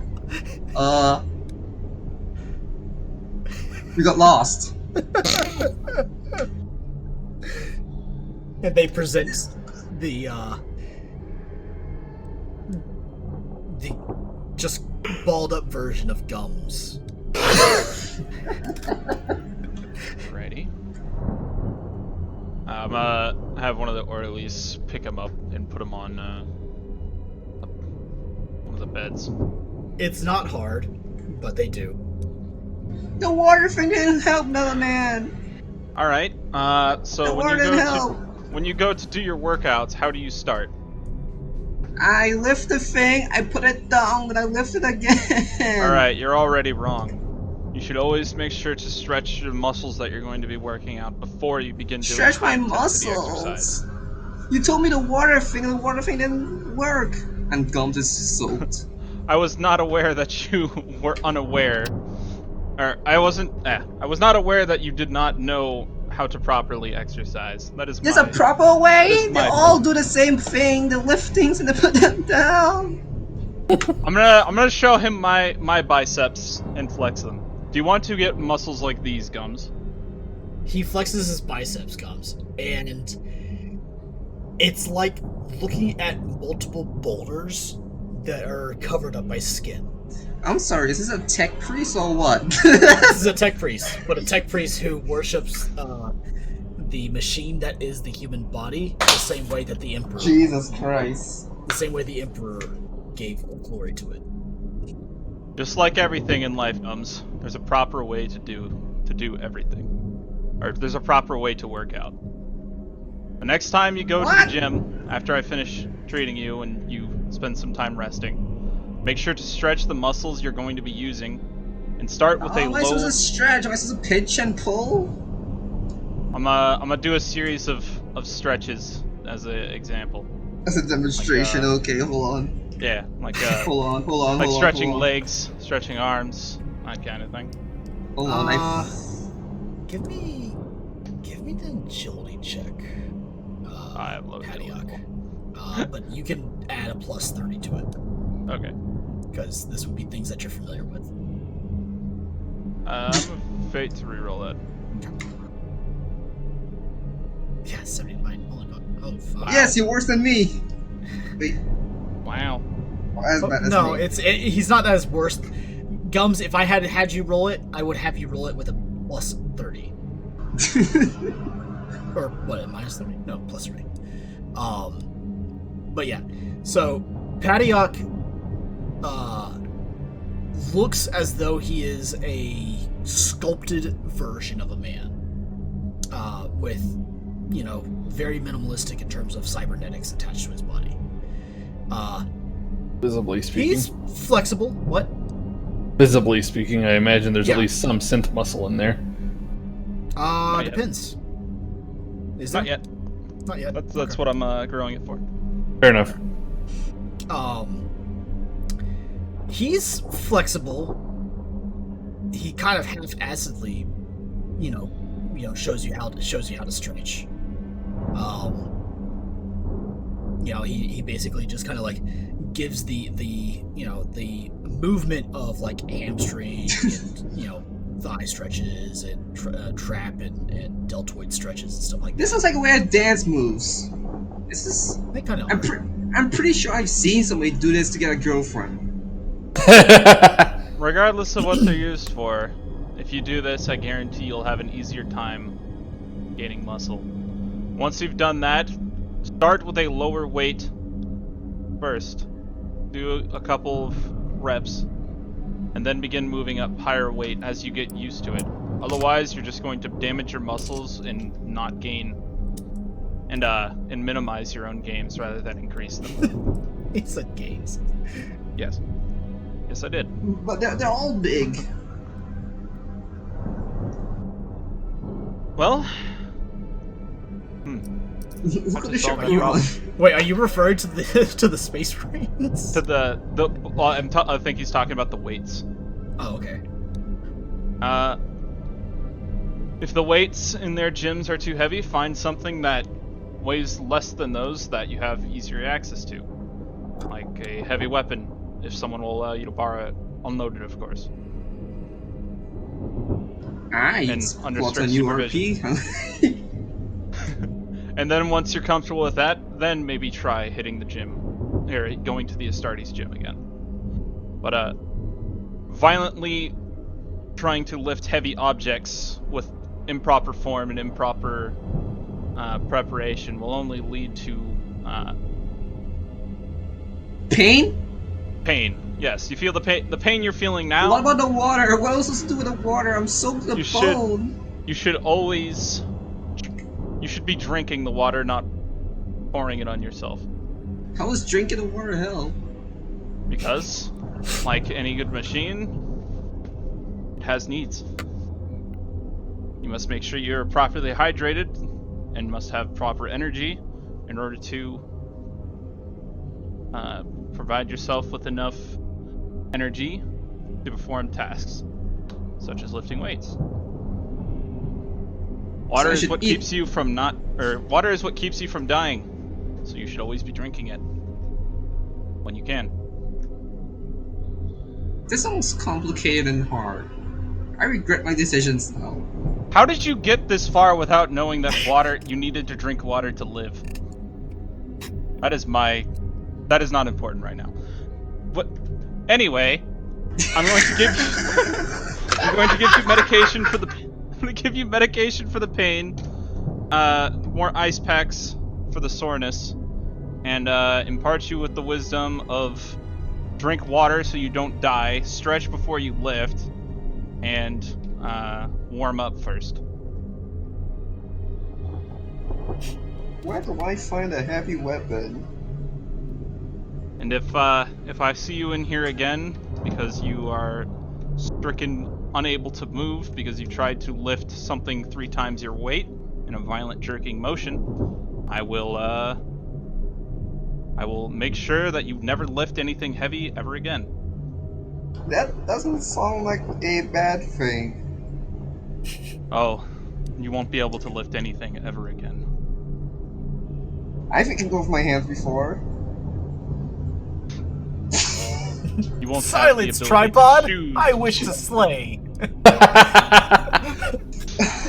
I'm just gonna constantly mount my rifle on top of my comrade's back and pull trigger my toes. Oh no, you misunderstand. You won't have free will anymore. That is why you won't be able to lift anything. I'm in the Imperial Guard.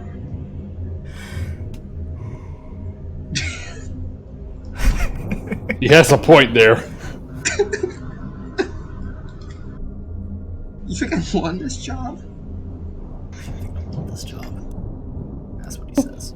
You won't be able to. Maybe this would get the point across more. You won't be able to eat anything anymore. There we go. Goblins just looks pale. I had to remember who I was talking to. Goblin looks pale. Now, Stricken. what were the 3 things I told you to remember? Drink the water, because you didn't tell me to drink it. You just told me water helps. Stretch, And Gum tries to imitate the stretch motions on the bed and winces in pain and stops doing it instantly. And Liv, heavier, lighter things, but I don't know where to get the lighter things. Well, if nothing else, there's How other about we people. ask the Ogren? There's other people that have. Ask the Ogren for lighter things. Yes, yes. This is what you need to do. The GM is pleased. Whatever you end up lifting, just make sure that you're being supervised. Supervise? I have these three. What supervising mean? Kind of points his comrades, and they all just kind of make they sure all he's just being kind of awkwardly look supervised away at all times when lifting. Because his punishment, if he's in here again, it'll fall on you as well. You see, as they were like half listening to everything you're saying, as they're passing out different denominations of Imperial Throne Guilt, they stop. Imperial Throne Guilt. Taking bets. And then they nod. Alrighty then. Just casually taking bets. Alright, I'll They look sad. I'll relay my my instructions to one of my nurses and leave the rattling on his bed. Off to do more His important bed things. is softer than the one in the You barracks. hear a small conversation going on behind you from your nurses as they're talking about, should we use the hypodermic needle for the pain meds, or should we just give him the pain pills? The current consensus seems to be to use the hypodermic needle. This won't be the first time Gum has had a needle on him. Did you pills? You might. Oh my god, I just remembered Celia. I still have to ask Use for your the best flash judgment, eyeball. nurses. I am so far removed from caring. Yeah, you see one of the male nurses approaching you as he pulls out a syringe. So, can I... What roll do I have to make to not flash back to the Sister of Battle? with their big needles. Remember how that went? Yeah, sure. Roll me to not flashback. To not flashback to that. Roll me because a that's the willpower check.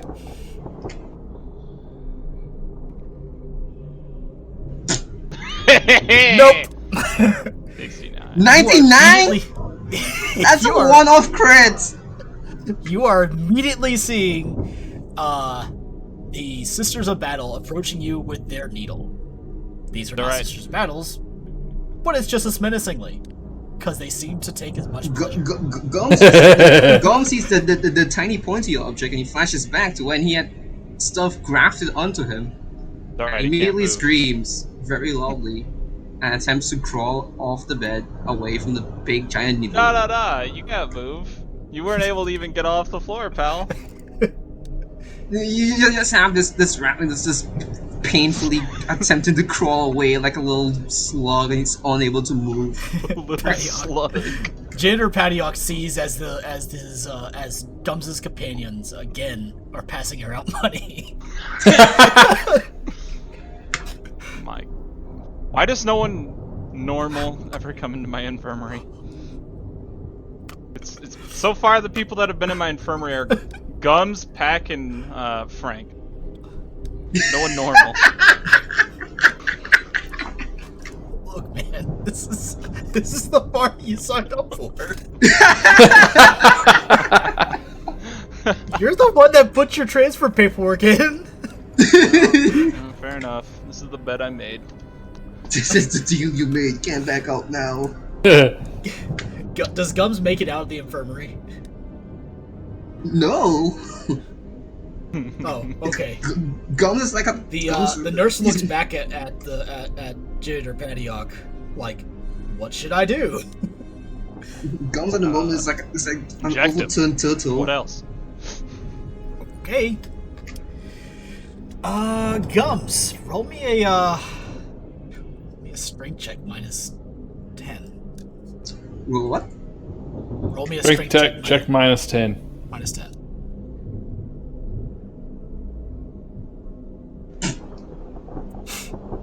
Okay. You managed to elude the nurse once by basically like crawling into a corner. Oh my god. Gums has ignored his pain because of trauma. Vakin, about this time, the commotion from the janitor's makeshift infirmary reaches you. Oh, As you turn around to watch Gums, the ratling, not running, not walking, crawling away from a nurse who is trying to give him an injection. Not again! Not again, please! It hurts the first time, I don't want to hurt the second time, it already hurts! I'm gonna go walk up I'll behave! and Please! just put my foot on his leg. You want that to crush his Now they're leg? trapped. You want that to crush his leg? Hold on. I'm sure he wouldn't put all his weight on it. Right? Right, Pocket? Right, Vakin? If he continues to scream, this may change. Oh my god. Gums? I'll behave, please! Not like this! I won't interfere with the church anymore! I won't interfere with the church anymore! I'm gonna look Increase at the the nurse arcane of and the just say, church. I'm just gonna look at the nurse like, do your job. Oh my god. The nurse looks at the syringe, looks at Gums, looks at Vakin, looks at Gums, looks at the syringe. Okay. Stabs it into Gums. A rush of no pain floods your body. You don't feel the pain from your muscles anymore. You don't feel the pain from Vakin holding down your leg. You don't feel anything anymore. And you feel a bit loopy. Roll me a toughest check. I was wondering when that was coming in.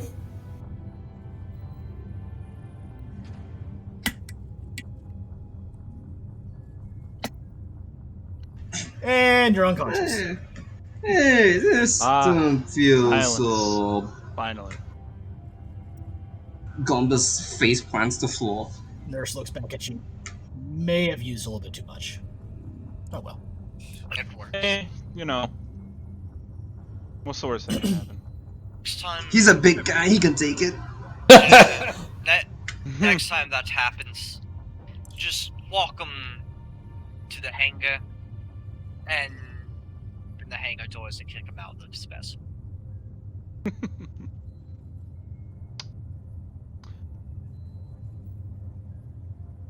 Gums has had such a rough life.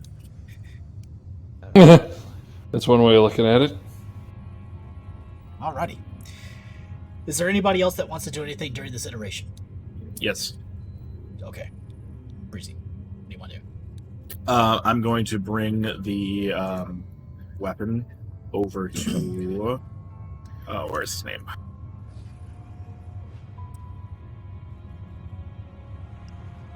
Forge Master. Nope. To Assuming you mean Damas. Damas and Boreas. Ah, yes. Yep. I'm going to provide that to them so that they can upgrade it to be Infernium. Per the instruction, only one of them was to work on the shotgun. And the It other one- was Damas was the one that does the weapon. Okay, very well. Yep. You yet again find your way to the forge of the ship. The guards at the forge allow you to pass. One kind of grunts as he lets you go by. Damas,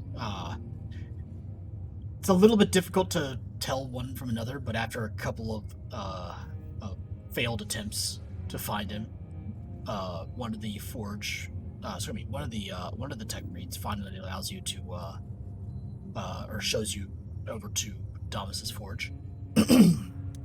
He looks at the weapon, still with his helmed face, and looks back at you. This is a very finely crafted weapon. Are you sure you wish me to change its aspect? What recommendation would you provide? None. It is a finely crafted weapon in its own regard, far beyond the capabilities of a standard shotgun of its type. I can make the modifications that you desire, but you would only be able to fire one Imperium shot versus two of a standard. I see. It would cause the weapon to overheat, and its machine spirit would rebel for the misuse, likely destroying the weapon or severely damaging it, preventing its further operation. I see. Then I will heed your guidance. I will not upgrade the weapon. As you wish. He hands the weapon back to you with a small amount of reverence. Take good care of it. It is a noble machine spirit. I will. He returns back to his work.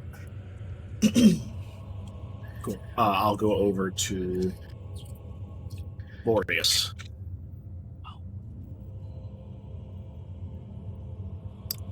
To see how he's doing on the armor.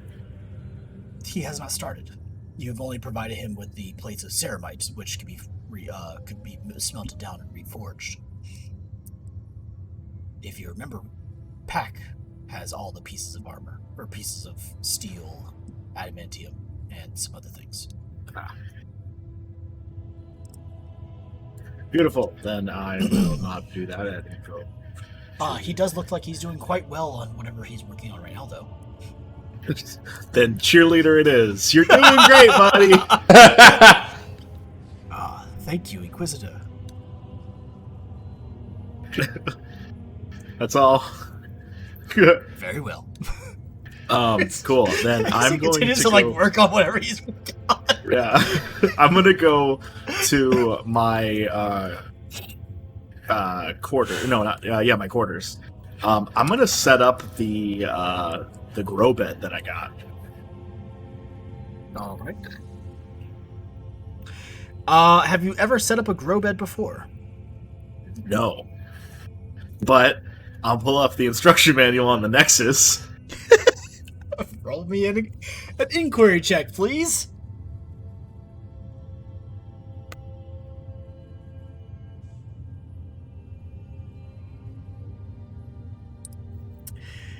Yeah. You find multiple different books. You find The Emperor's Guide to Hydroponics. You find An Idiot's Guide to Hydroponics. Good, I need that one particularly. And you find Hydroponics and Me. How to start my first hydroponics baby. Oh, beautiful. I get started. Okay. Yeah, you can easily muddle your way through that. It's fucking hydroponics. It's not that hard. It is a bit messy, though. You make a mess of it, and the room is... Yeah. You have different grow fluids all over the floor. Nah, it's probably... My planet that I was on before joining the Inquisition was well known for its herbal medicines, where it would be used as a not an anesthetic, but like a knockout serum. Yeah. So I'll be growing that first. Okay. Are you telling me you're growing chloroform juice? Pretty much. Cool. Perfect. Anything else? That's all. All right. Anybody else has anything they want to do? I'm going to go over the assault bike manual that Kaladin provided us with. Okay. It is. I mean, it's written for Imperial Guard, so it's in. I mean, not to make you guys sound like idiots, but written in terminology and lingo that is very relatable and able to be understood very easily. So, it's your basic training guide, right? For a guard regiment that is used to using these kind of vehicles for Assault bikes for dummies, basically. Essentially, yeah, assault bikes for guardsmen. Look, as long as it's not a technical manual, you ought to be fine. It's not a technical manual. It provides the basics on how to utilize them, different tactics that work really well with them, as well as basic upkeep and maintenance for them. So, not gonna make you guys roll for understanding it at all. It will be a task that you'll have to develop over the course of your travel in order to get adept at its usage. But it is something that you can do over a course of time.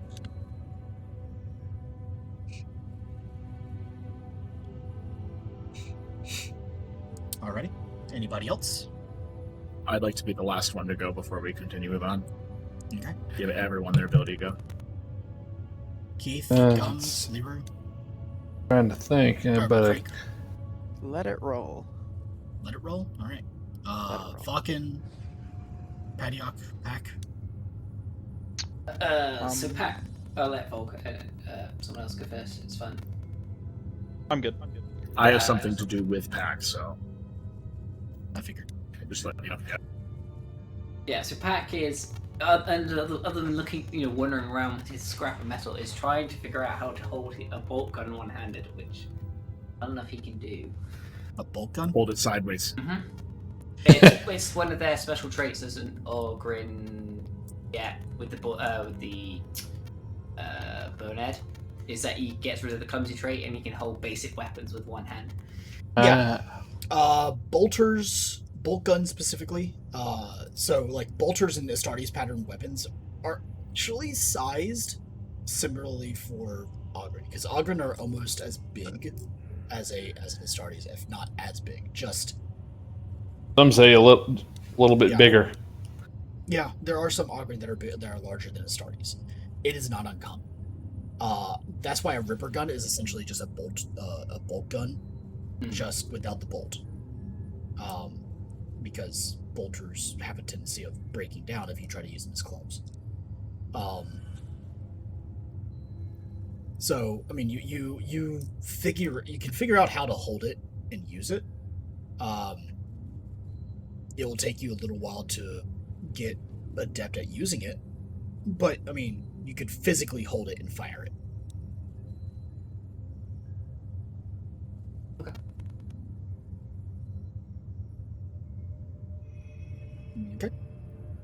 Mm-hmm. I think the last thing that before we go is going to be Breezy and Pack, or Breezy and Longfield, or Cal and Pack.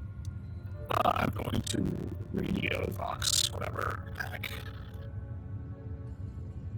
Pack, you there?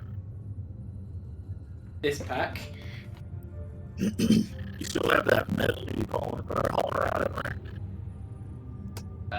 Pack, all you hear on the radio is static for a second word, and just kind of the thumbling around where Pack's trying to figure out what he's done with it, before realizing he's actually still carrying it on his back. Yeah. I found a use for it that I think you're gonna like.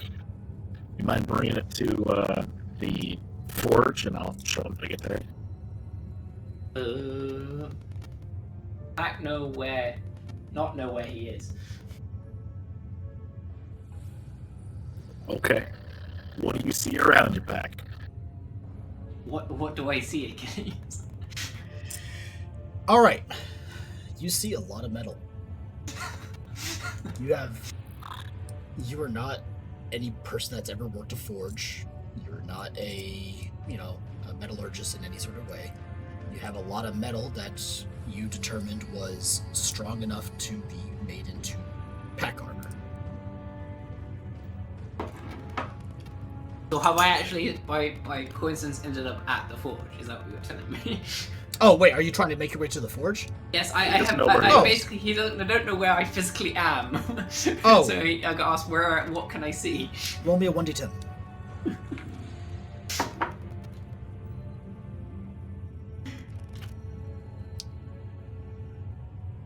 Pack found himself in one of the Astartes training areas, the ones that were specifically designed for the Astartes.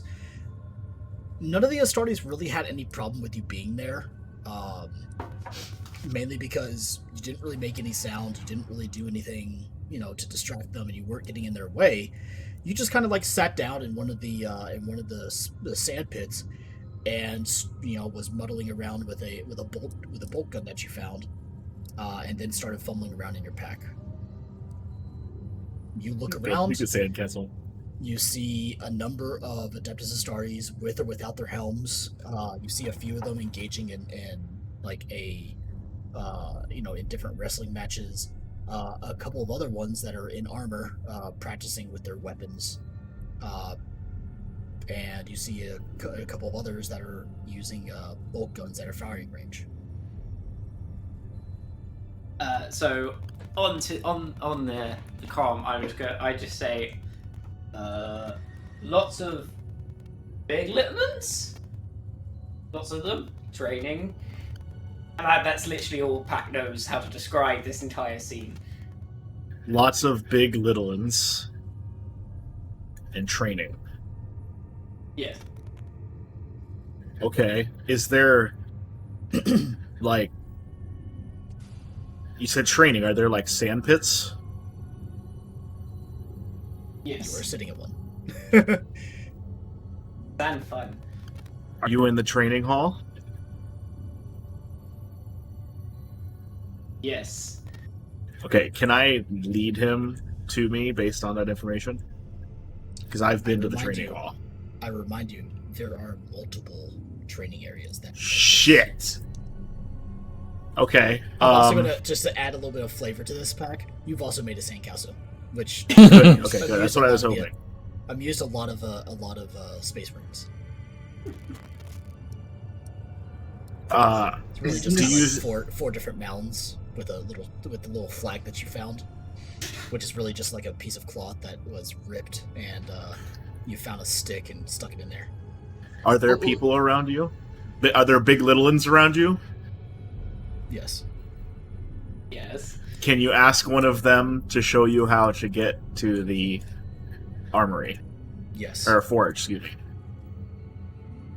Yes. Pat gets up and starts walking towards the nearest Astartes. Okay. No. The Myrmidons are their own legion. It was later determined that the members of the Myrmidon Legion are the sons of the Second Legion. Are you talking to chat? Sorry. Yeah, I'm talking to chat. And, okay, so making sure. Yeah. Thank you so much for your question. We appreciate you talking in our chat. Isn't it great that we live in a place where people can ask questions and ask for answers? Thank you. Anyway. Was that sarcastically directed at us? No, not at all. That was an Adam West joke. Oh, my bad. Anyway, okay, Pack, you walk up to one of the Space Marines. Which one would you like to walk up to? Would you like to walk up to somebody that's in a wrestling match, somebody that's in a weapons match, or somebody that's firing on the firing range? Pack walks up to one that's on the firing range. Okay. You hear a lot of bangs. Pack for a few seconds is kind of just dazzled by the fact it's how loud it is.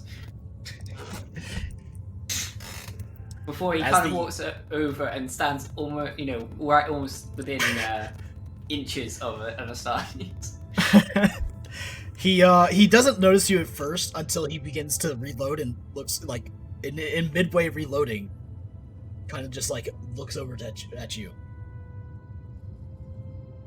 Yes, does he have any level of shock at all? Like, he is helmed. Immediately closed. Yeah, he's helmed. Pat need to find metal forging place. The forge. You're looking for the forge. Yes. Okay. Okay. Uh. Or Warcraft okie dokie then. Fuck. Sorry, chat.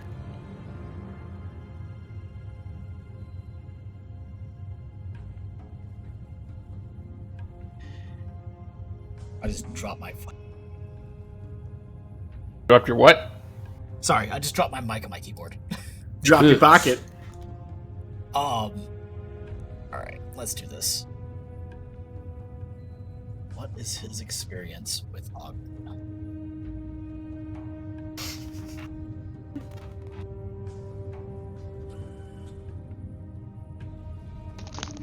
Not that much. Alrighty. So, what you're gonna do is you're gonna walk out that door. He points over to his door. You're gonna take a left. Go all the way down that hallway. You're gonna have to take a second left. Once you reach that point, there's gonna be an elevator on your right. Take the elevator up to the 3rd deck. On the 3rd deck, you're gonna exit the elevator, take a right. Go all the way until you reach a T intersection, then take another right. Go down that, you're going to reach a 4-way intersection that you're going to take left on, and the forge will be the door with 2 guards in front of it. You understand? Pat just cocks his head. I think I'm an ogre, because even I don't understand that. Like, oh my god, this is too much. Sensory overload. Sensory overload. You can just visibly see on Pac's face at this point the absolute confusion that is going on as he's just in his hand pointing like into random directions, like he's trying to map it out, which he is completely getting wrong. Yeah, it doesn't help that lawyers have, instant memory. Photographic And all you memories. gotta do is say it once, and then when they run up to, the intersection, they just remember what you said. God, wouldn't that be great? Like in real life. Some days. Yeah, it is. Alright. So you're going to take a left out of the door, right over there, right? Right. Left or right? Going to go all the way down. You're going to take a left. You're going to go all the way left until you reach an elevator. You're going to get in the elevator. You're going to take it up to the 3rd floor. You're going to take a right. Go all the way down to a T intersection. Take another right until you reach a 4-way intersection. Then you're going to take a left, and it's going to be the door with the 2 guards in front of it. Am I an idiot? Because even I still haven't gotten it. Like, I'm Is it great that I literally just repeated myself verbatim perfectly? I have an idea. Maybe. Pac should just take a walk. Oh no! I think there's a table for that. So help me if he actually gets the. If he does, and he actually gets the forge. Get to the fucking forge. Okay, so Pat nods, thank you, and kind of walks towards the door that originally was pointed at. Yep. He gets to the door. Yep. Pauses, turns to the right. Takes a step, then kind of freezes mid-step. Has a moment of confusion. Now we'll see, won't we? Oh no! No, Pat remembers to go left, turns around and goes back in the correct direction. Cool.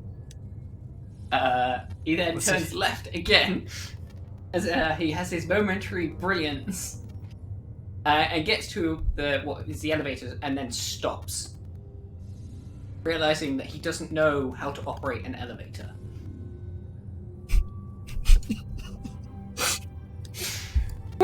Every elevator he's operated, he's broken. Including ones in alternate universes. And also, he kind of bends down and looks at the only thing he could assume that works the contraption, and is trying to figure out what he needs to do.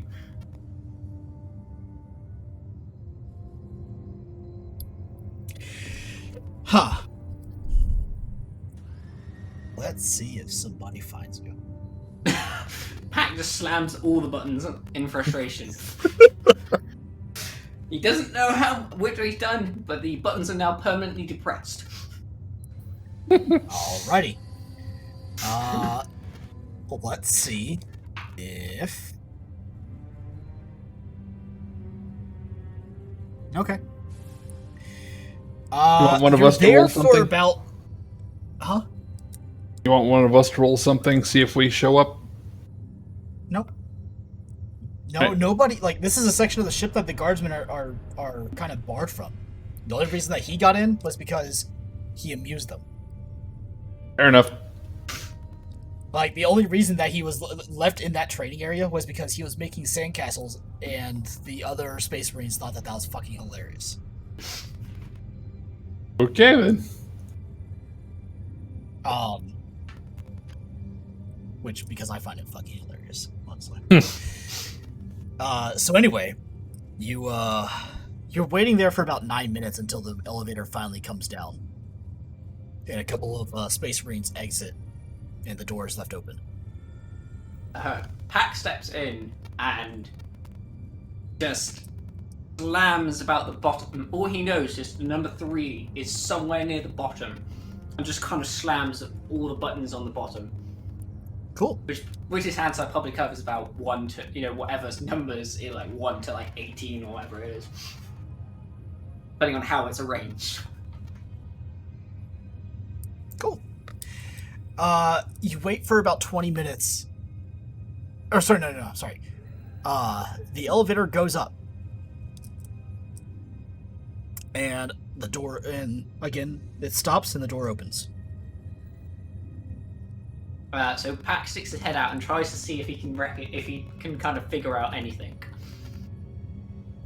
There are hallways to the left and the right. Does Pack know how to read? Technically no. Okay. It is written in some unknowable language. I can speak Low Gothic, and I think that's all it technically allows me to do. Okay.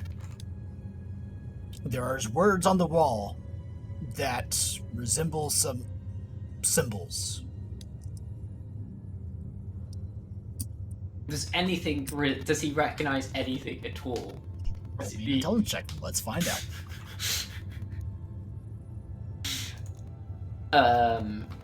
If only this was a logic check.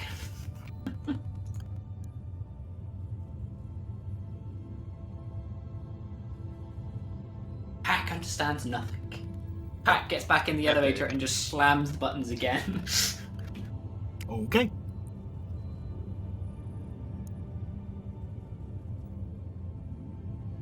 The elevator ascends another floor. You're now on the top of the floor. Or sorry, you're on the first floor, but you don't know that. Or the first deck, should I say? Actually. Pack gets out. Okay. Turns right. And starts walking in that direction until he finds something that is not straight. Gotcha. You walk, and then you see a door with 2 Space Marines outside of it. Pack stops and actually asks, where Forge?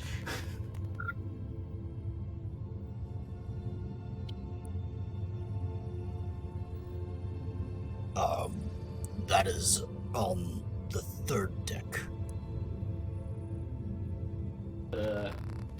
Me no read.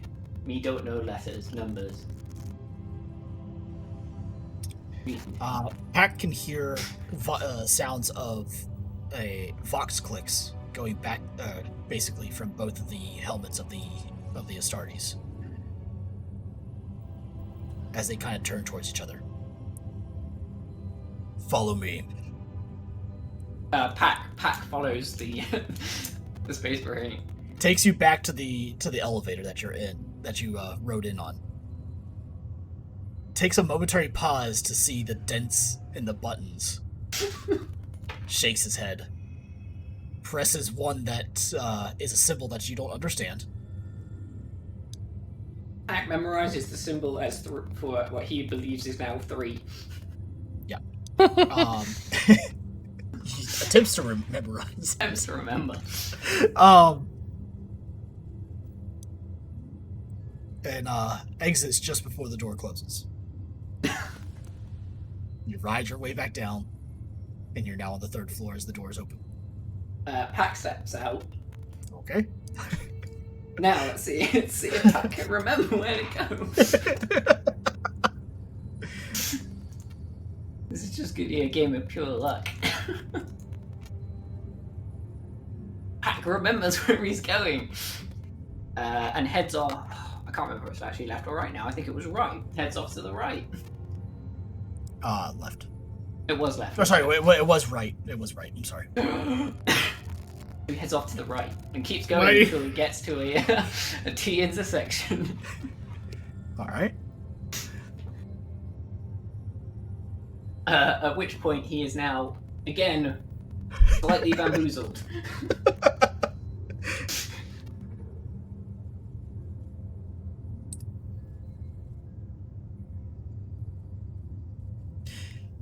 All right. I mean, you get it. Yep. Okay.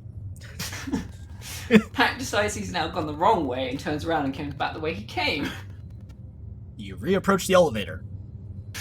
Now, Pack is in total confusion and has no longer any idea of where he's going.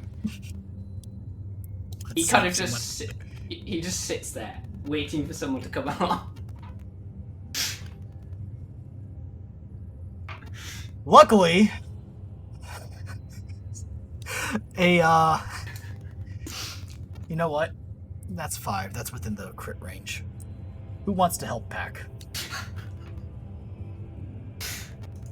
I'm not sure I'm able to be Cal there, does. I'm looking for him now because I have no idea why it's taking so long.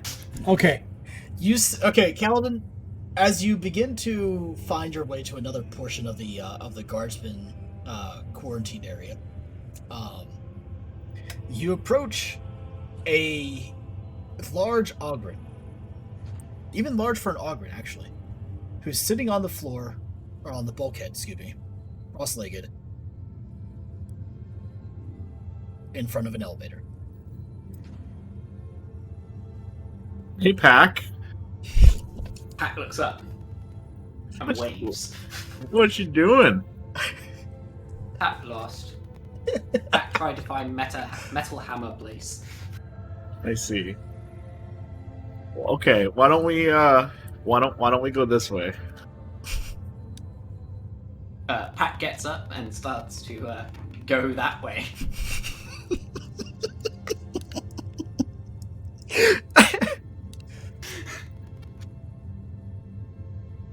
But he's not trying to keep pace, he's just walking at his normal pace, so he's actually out. So he's going faster than Cal.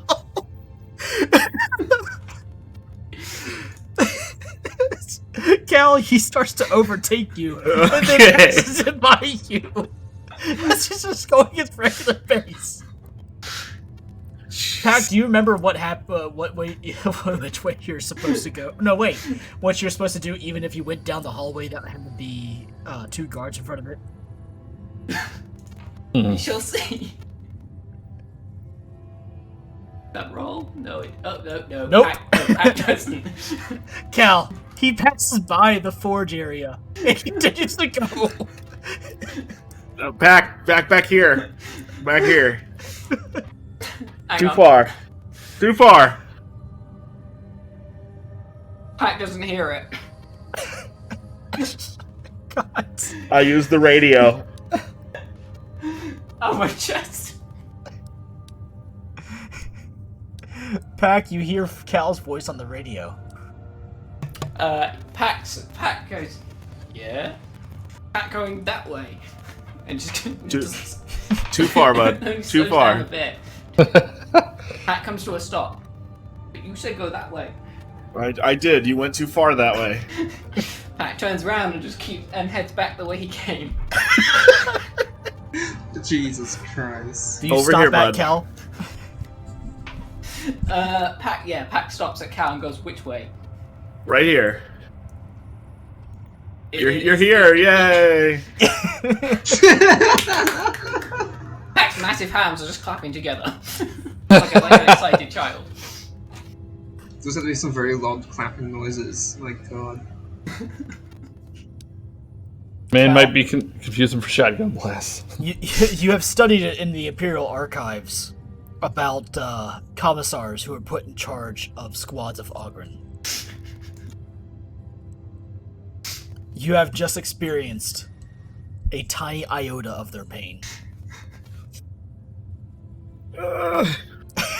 They listen very well. They just don't. They just have to be very precise.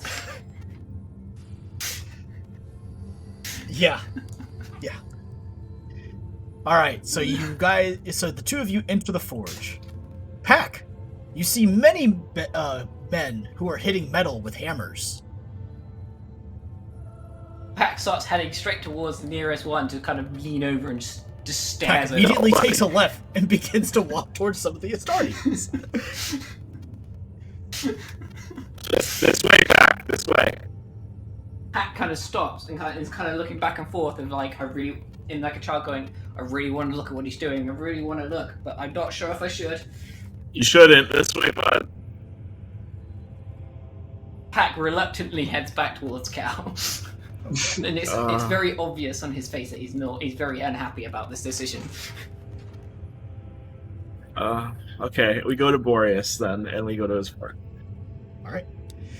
Boreas is squelching? No. Quenching. Is quenching a what looks to be like some sort of a sword into oil. And you hear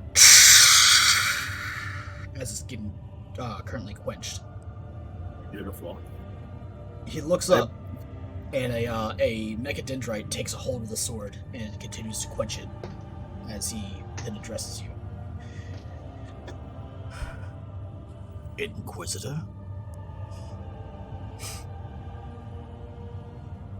What can I do for you? This is the Ogren who will be wearing the armor.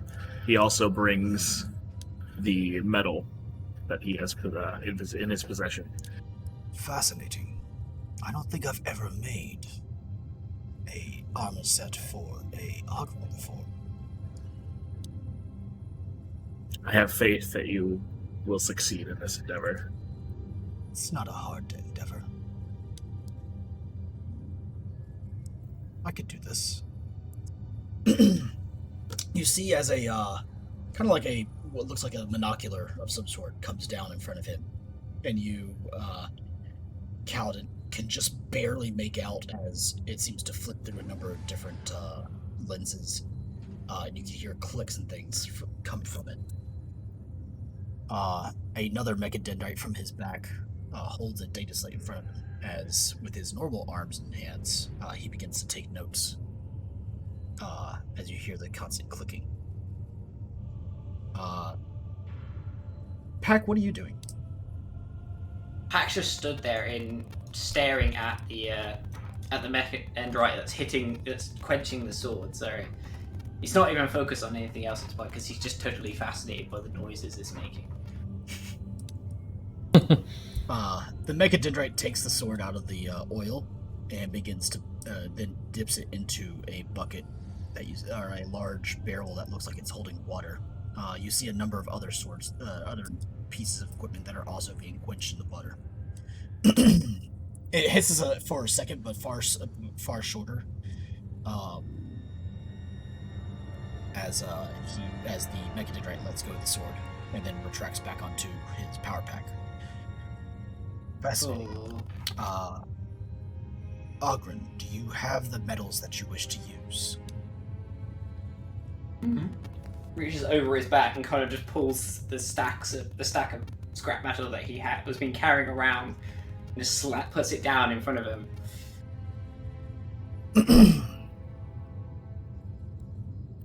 Very well.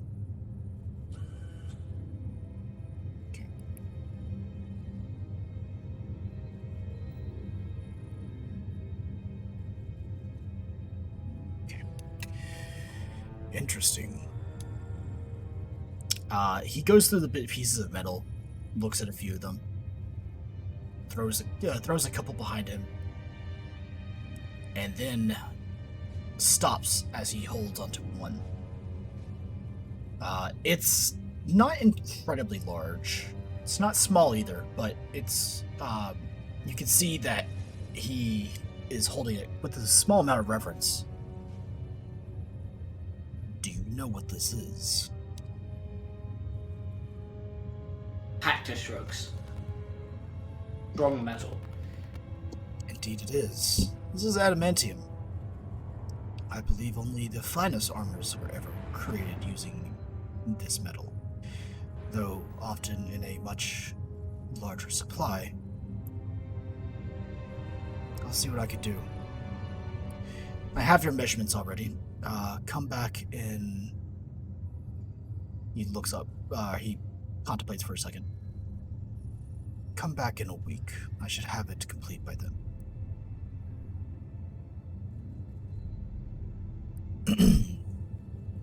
Hack's just sitting there, stood there thinking, like he's trying to figure out how long a week is. He looks at you for a second as his mechadendrites begin to pick up the other pieces of metal, casting them into large smelting vats. As he takes this one piece of adamantium and tries to figure out what he wants to do with it.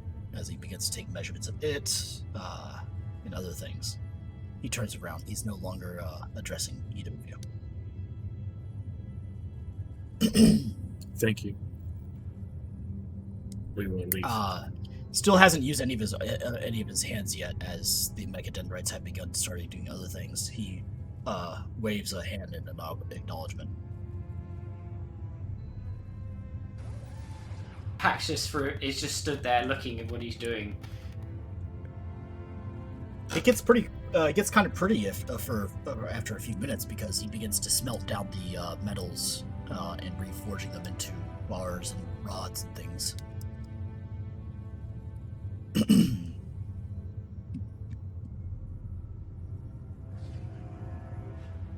Hack then Coming back. Hack was staying and then realizes he was meant to be doing some practice, and turns and follows Cal. And that's where we're gonna put a pause on it for the night. You guys exit the forge, having your timetable now allotted, and the rest of you all doing various tasks. We will pick up with the going into the second iteration of this travel. Fuck. But unless there's anything else that you guys wish, we're going to put a pause on it there for tonight. All right. That's good. All right.